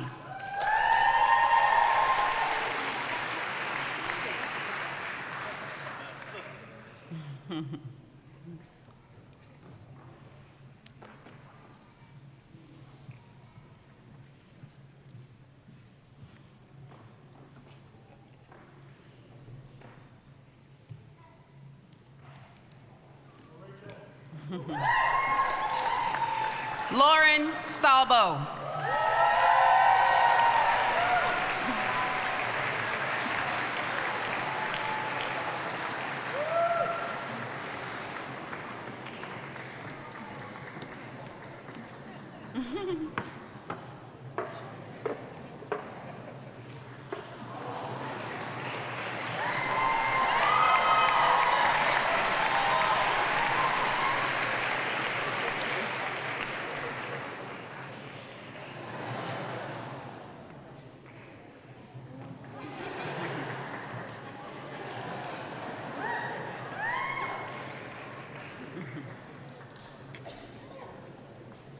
Christian Stevens.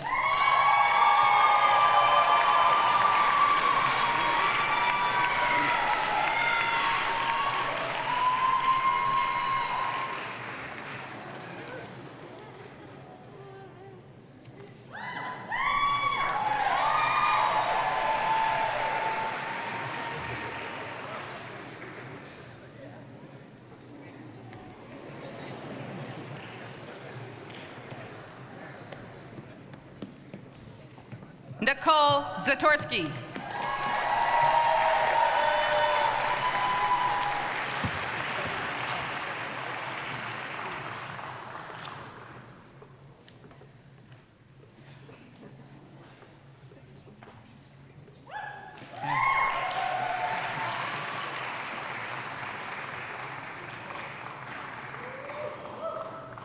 Next are our graduates who have earned a Doctor of Medicine degree and a Master of Public Health degree.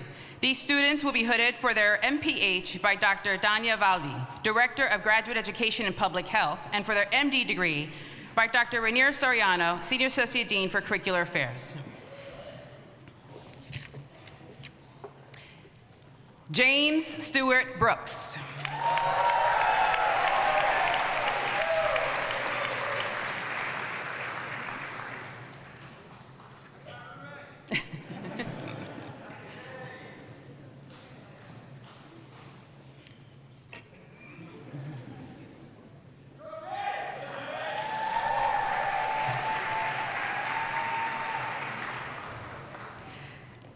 Elizabeth Burns McGill.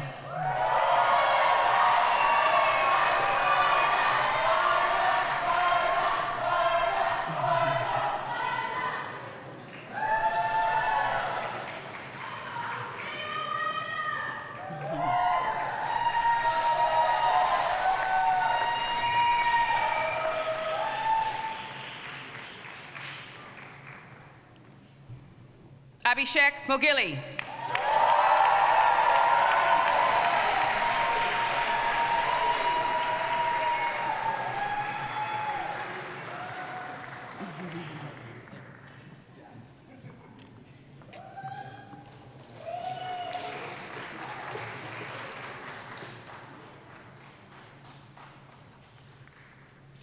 Sarah Wetzler.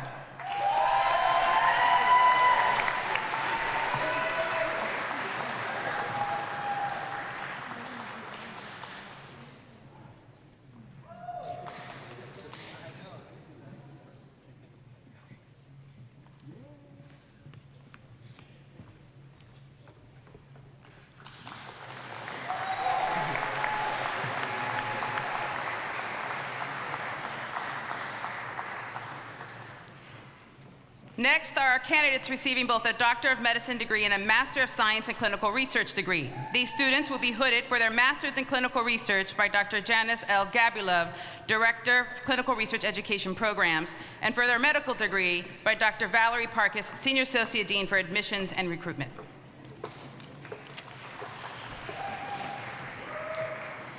Zerubbabel Aswa.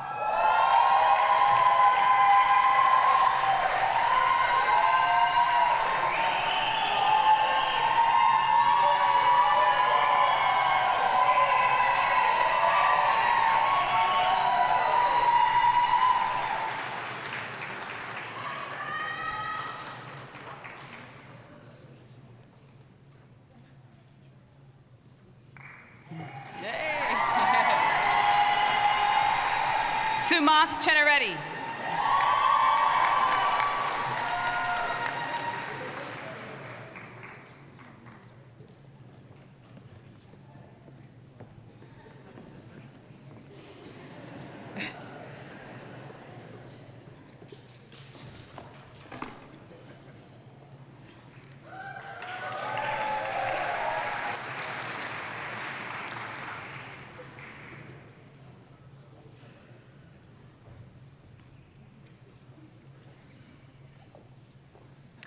Bethany N. Dubois.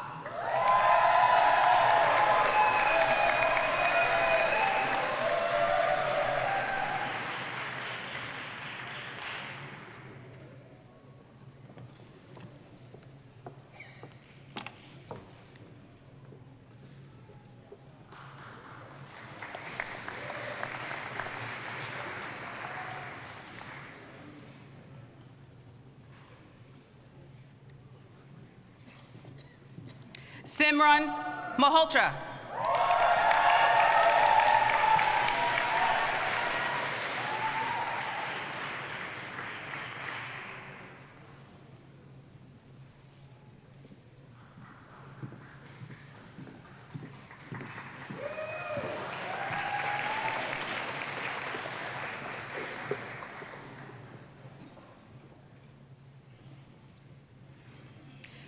Adriana Piro.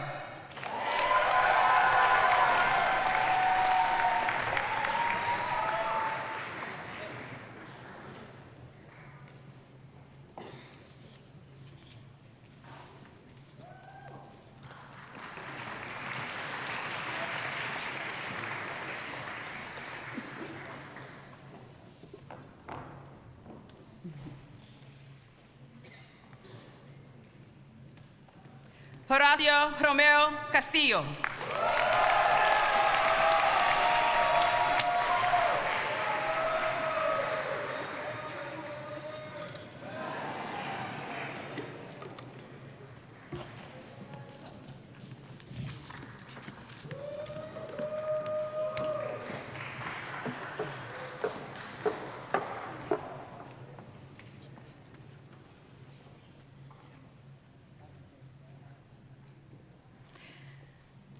And now it is my pleasure to begin calling the names of our graduates who have earned a Doctor of Medicine degree.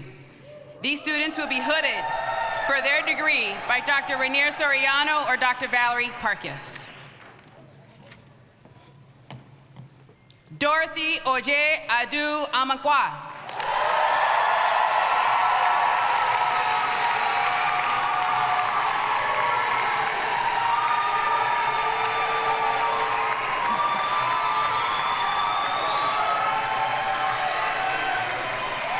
Anish Argawal.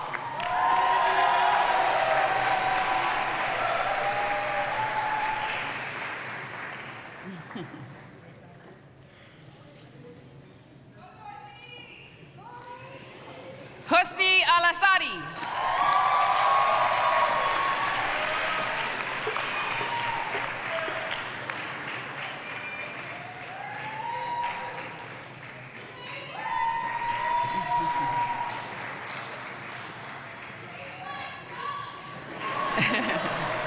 Catherine Aliana Ruiz.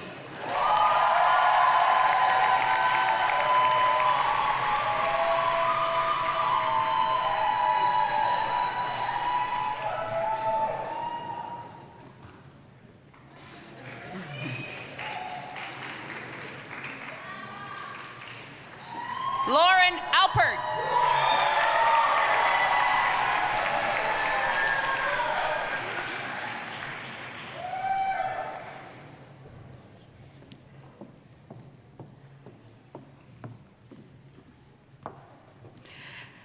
Uchechukwu Obialam Ezenwa Amakiri.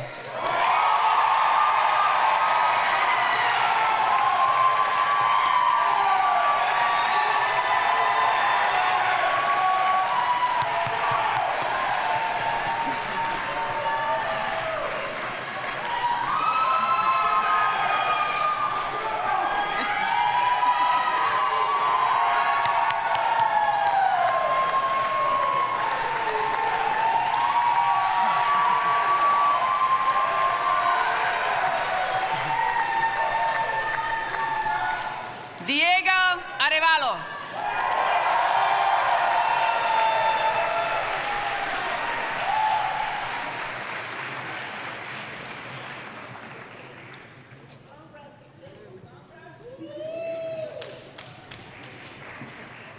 Kelsey Lingshong Aoyang.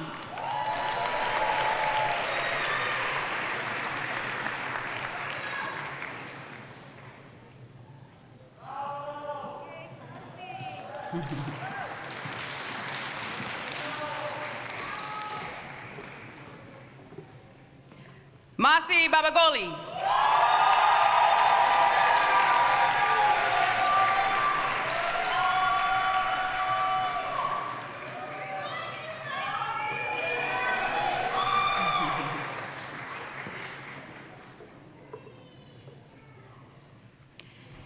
Daniel Davidnon Babalao.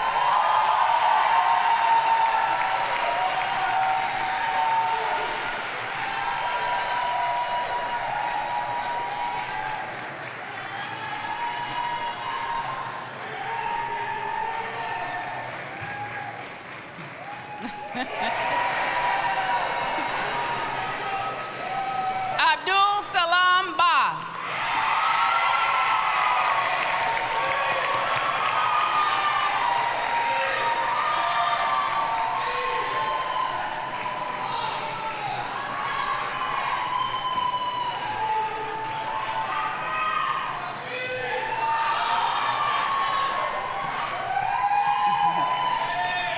Halbert Bai.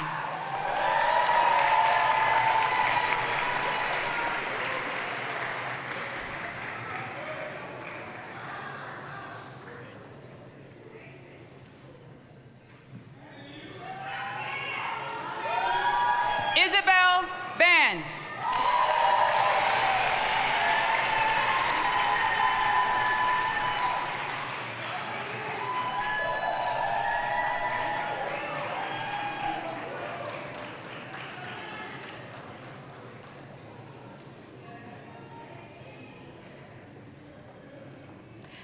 Olivia Blanchard.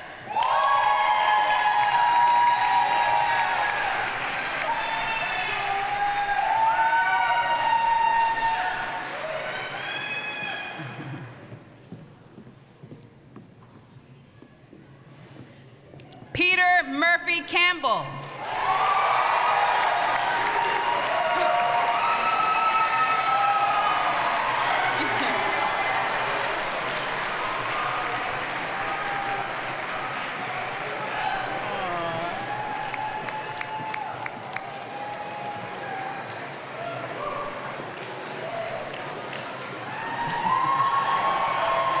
Christopher Chang.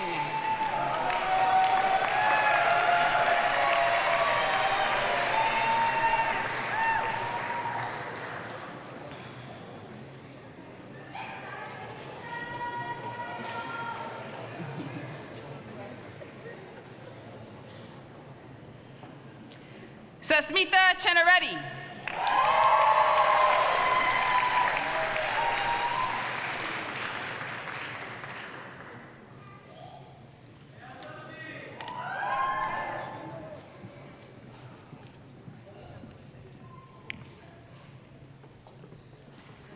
Lily Cohen.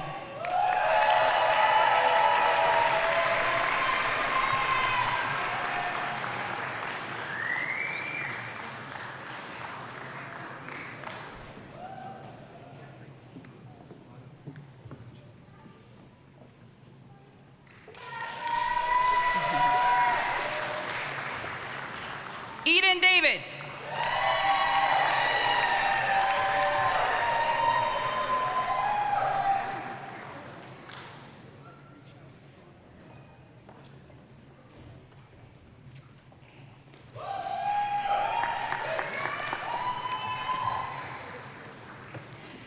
Navindra David.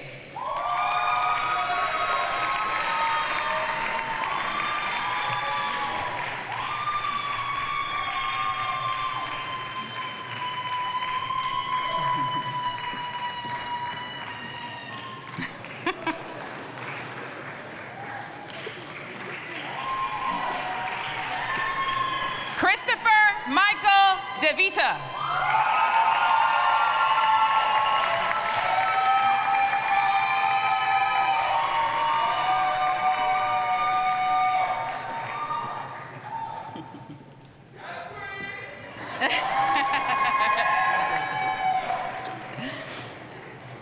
Jennifer Melissa Inez Diaz.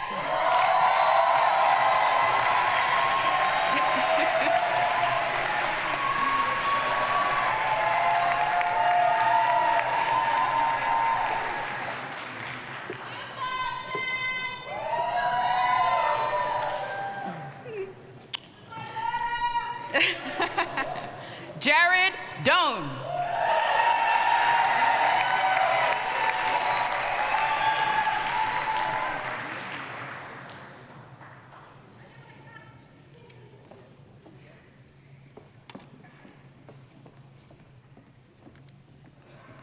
Akiro Hiramatsu Dewey.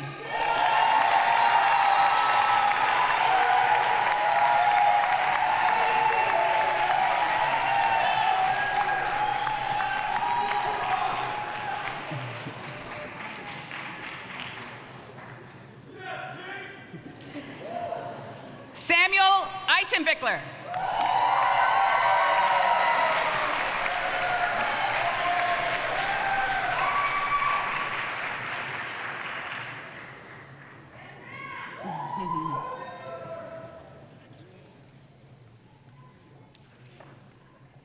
Monica Feely.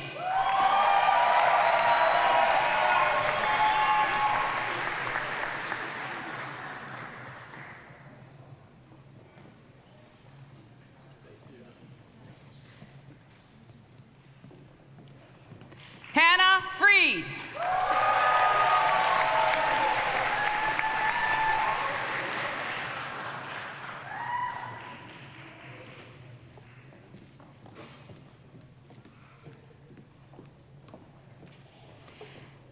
Xanthi Galati.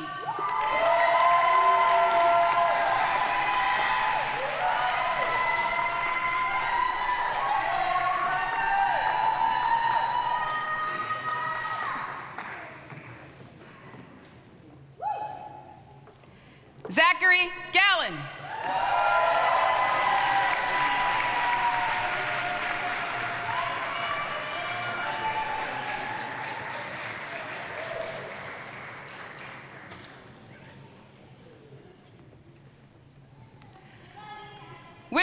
Henry Gonza.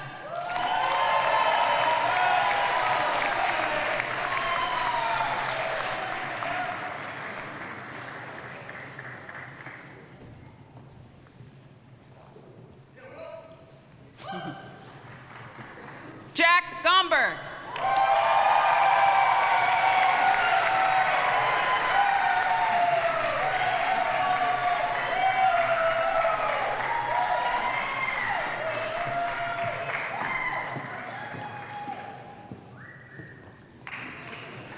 Michaela Gordon Wexler.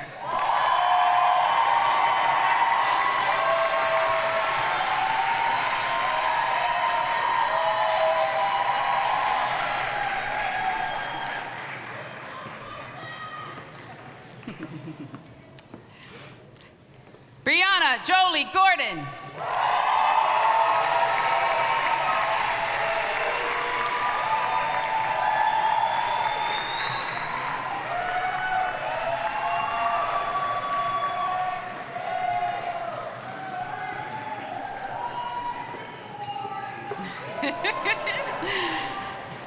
Evelyn Golda Gottlieb.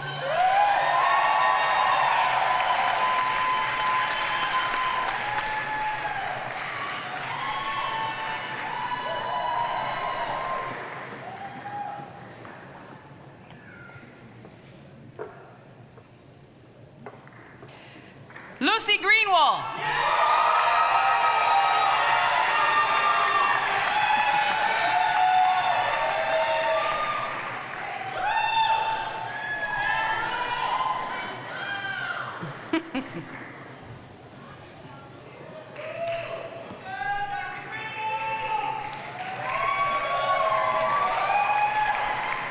Faris Farid Gulamali.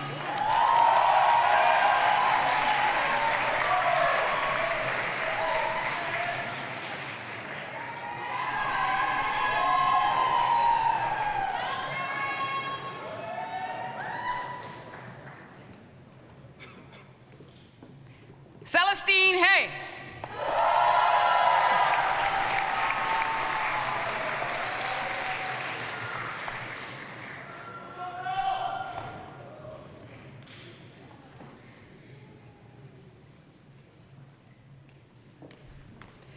Michael Hill Oliva.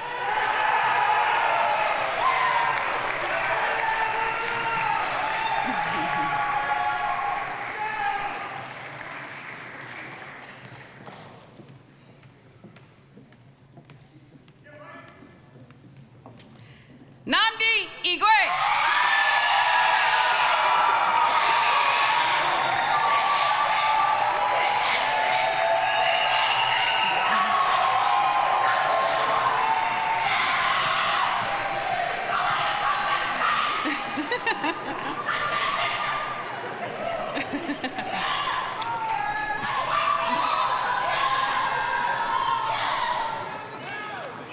Shashruta Iravanti.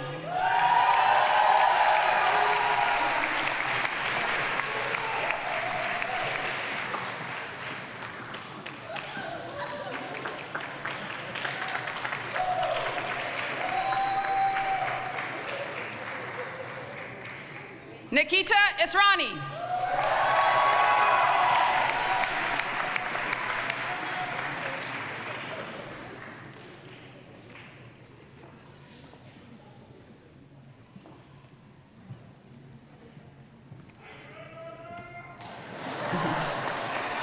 Vladislav Izda.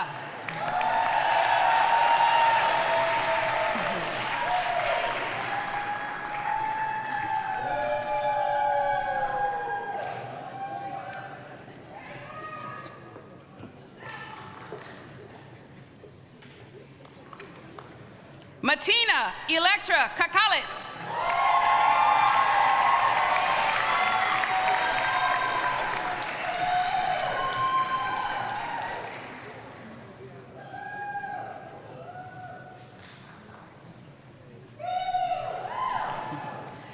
Roshini Kalagara.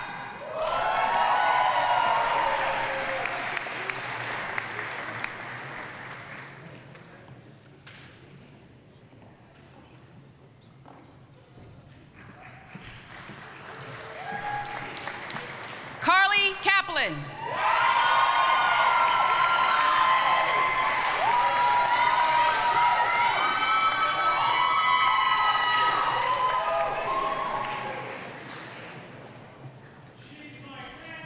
Yay!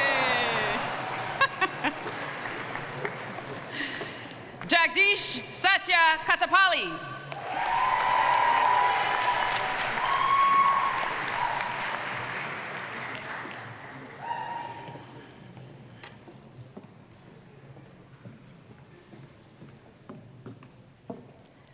Anish Kumar.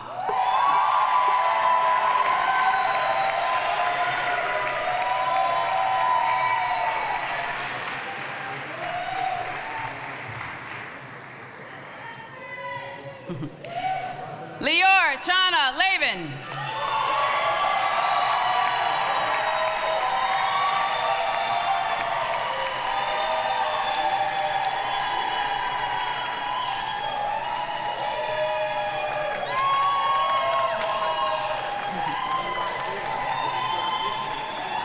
Jasmine Leahy.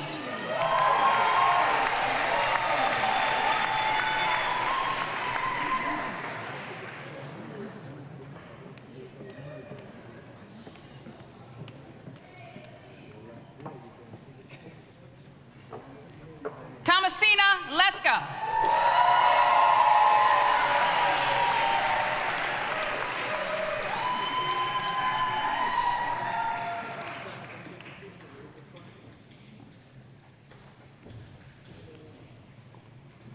Gavin Lee.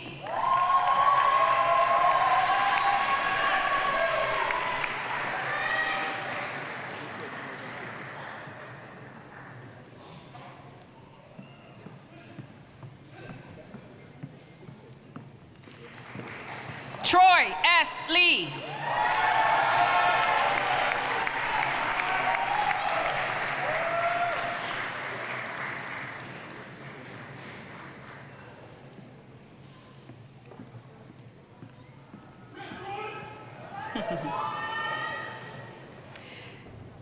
Nikhil Maheshwari.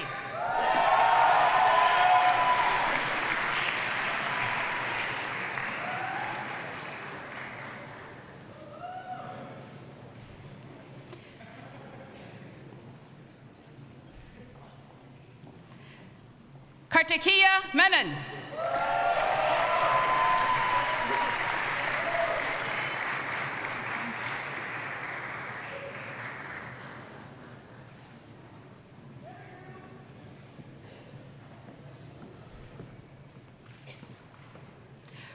Rutvij Merchant.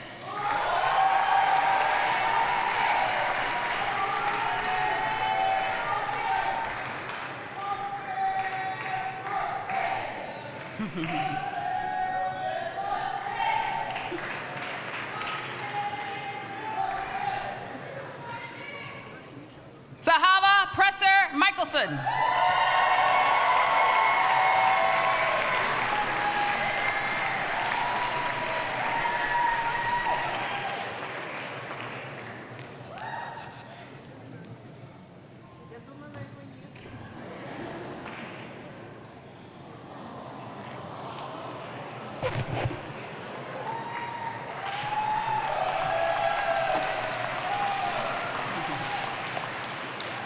Mackenzie Mitchell.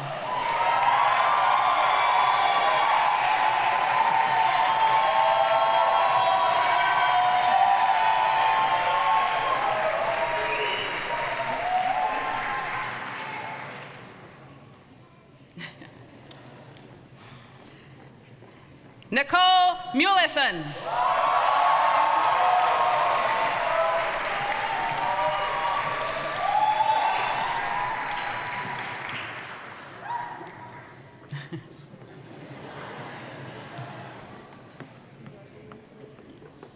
Daniela Nevid.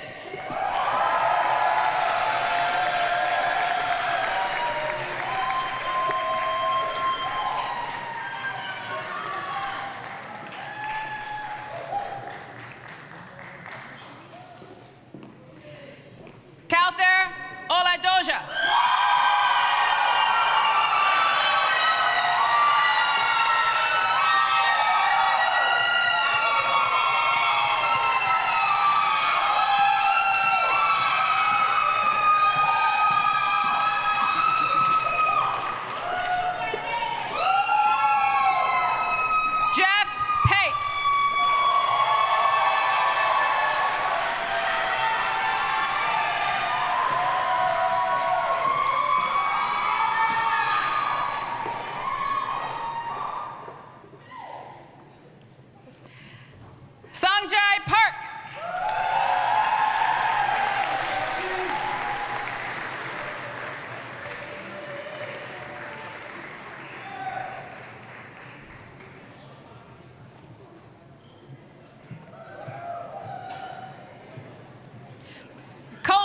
Parsons.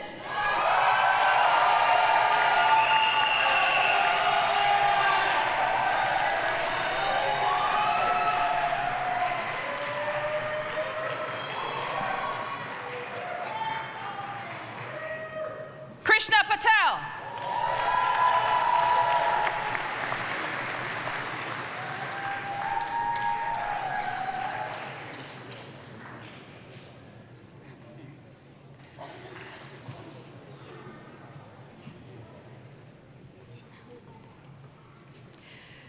Michael Perugia.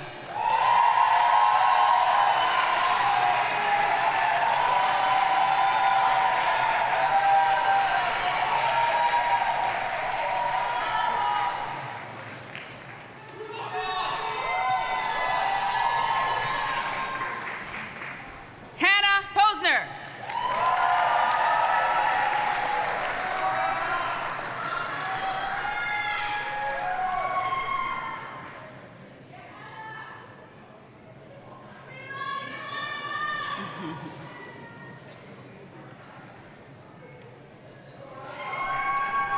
Amit Pujari.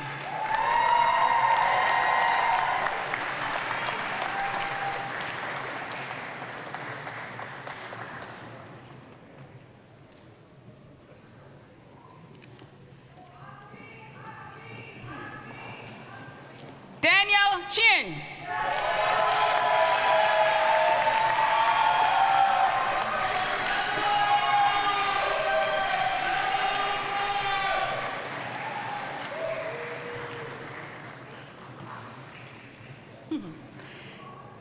Haley Elise Raymond.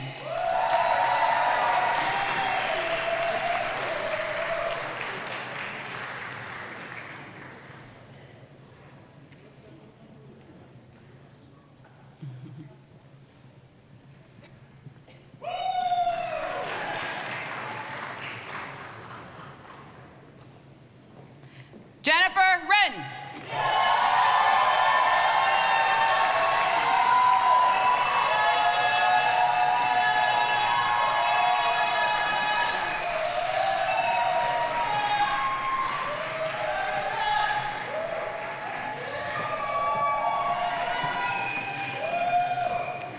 Jeanette Rios.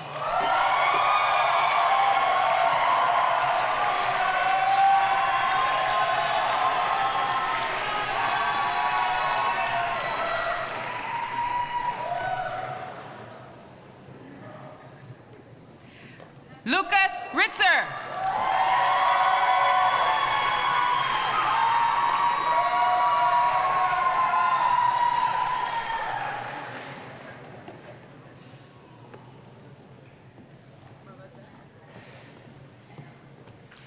Benjamin Rodriguez.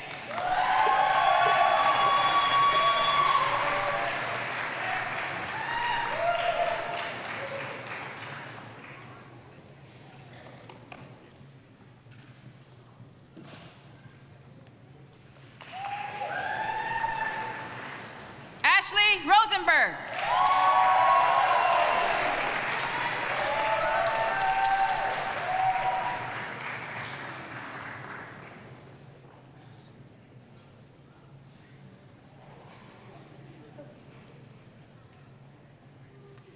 Lucy Schultz.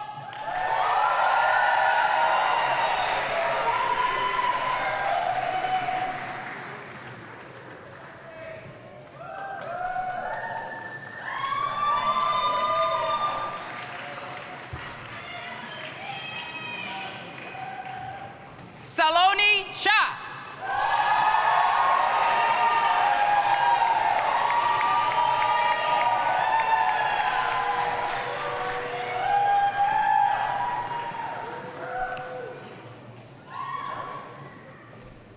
Jacob Sherman.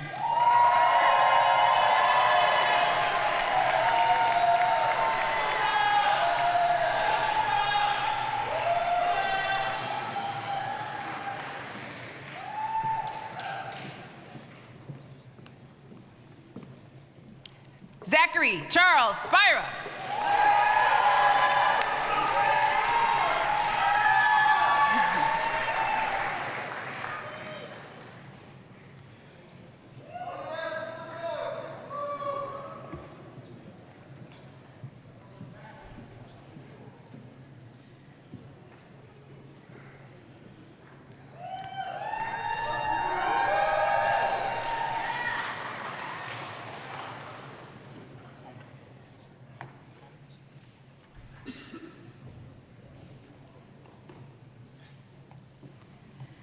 Christian Stevens.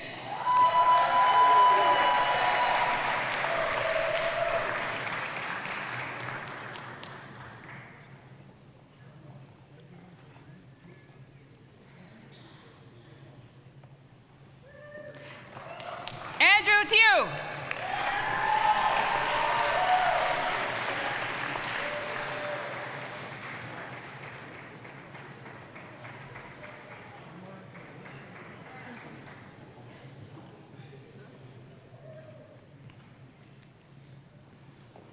Rachel Irene Todd.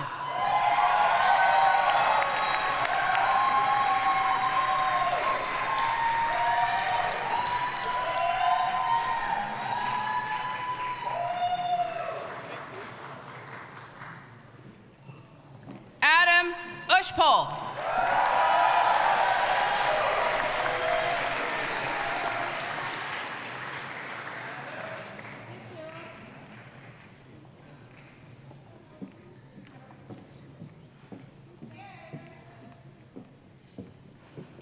Vikram S. Fasan.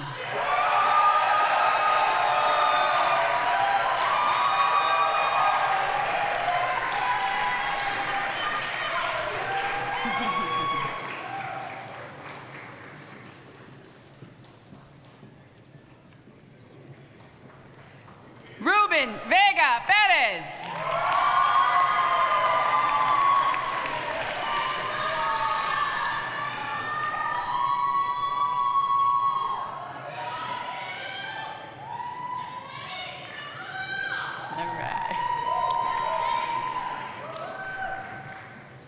Dragan Vojovic.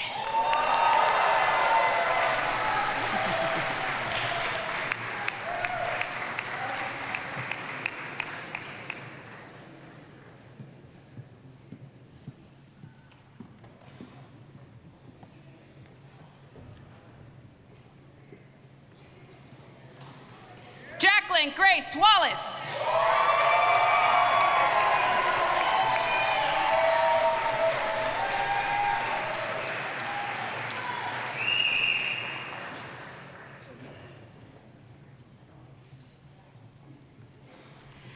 Marcus Weeks.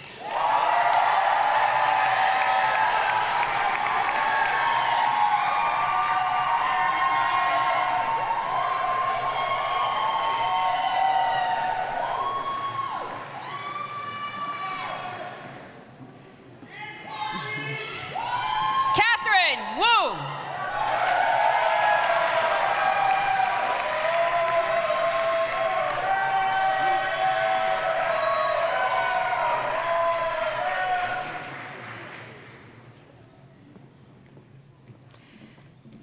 Sai Kaushik Yaturo.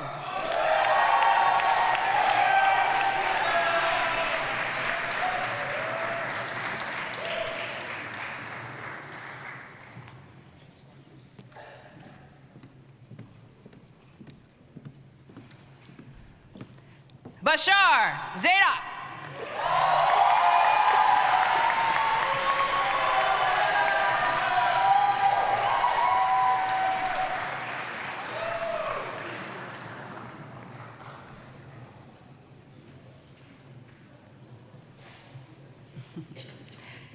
Evelyn Zhang.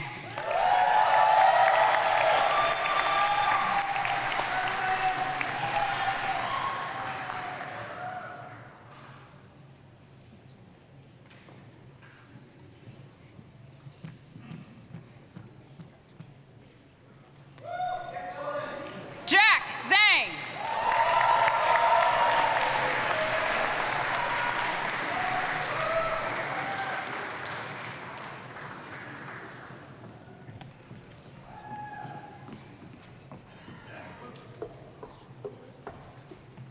And finally, Jerry Zhu.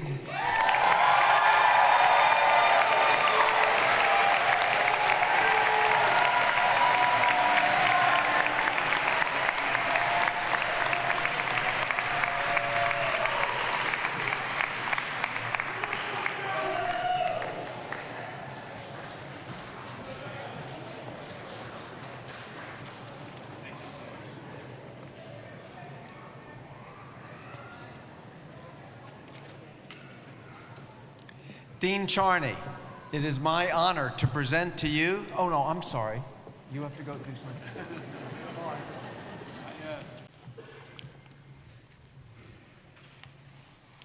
So at this time, we will recognize 2 students who lost their lives while in medical school. We lovingly remember those members of the class of 2025 who are no longer with us. Their presence has enriched our community, and their contributions to our academic community will forever remain part of our story.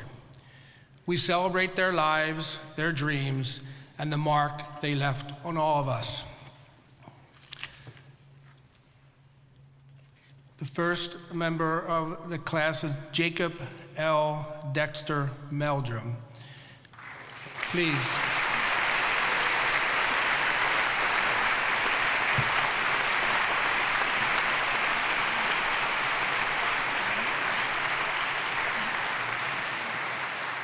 Jacob's family is not here with us today.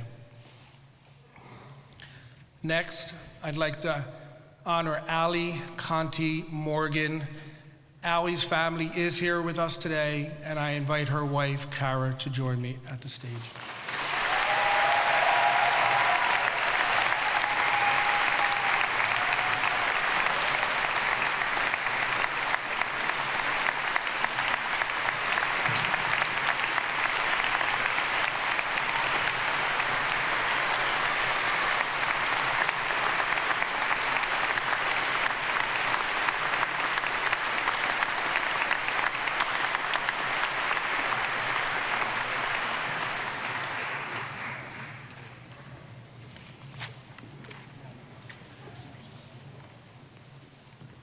Thank you, Dean Thomas. Dr. Charney, it is now an honor to present to you this year's degree recipients. Graduates, please stand for the conferral of your degrees.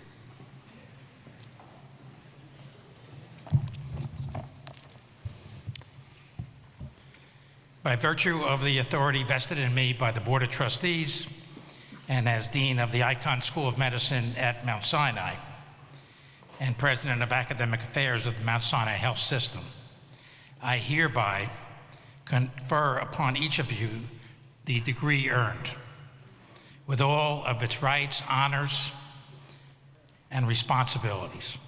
Congratulations.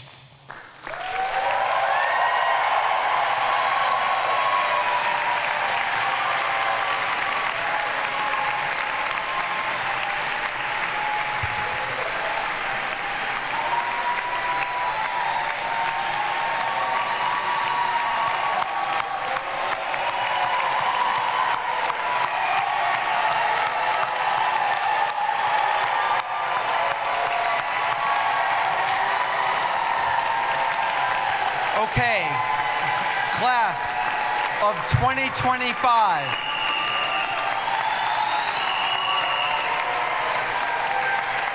Join me in welcoming back Grand Marshal Lauren Lenkowski to close today's commencement ceremony. Lauren was selected by the graduating class for this honor. Lauren.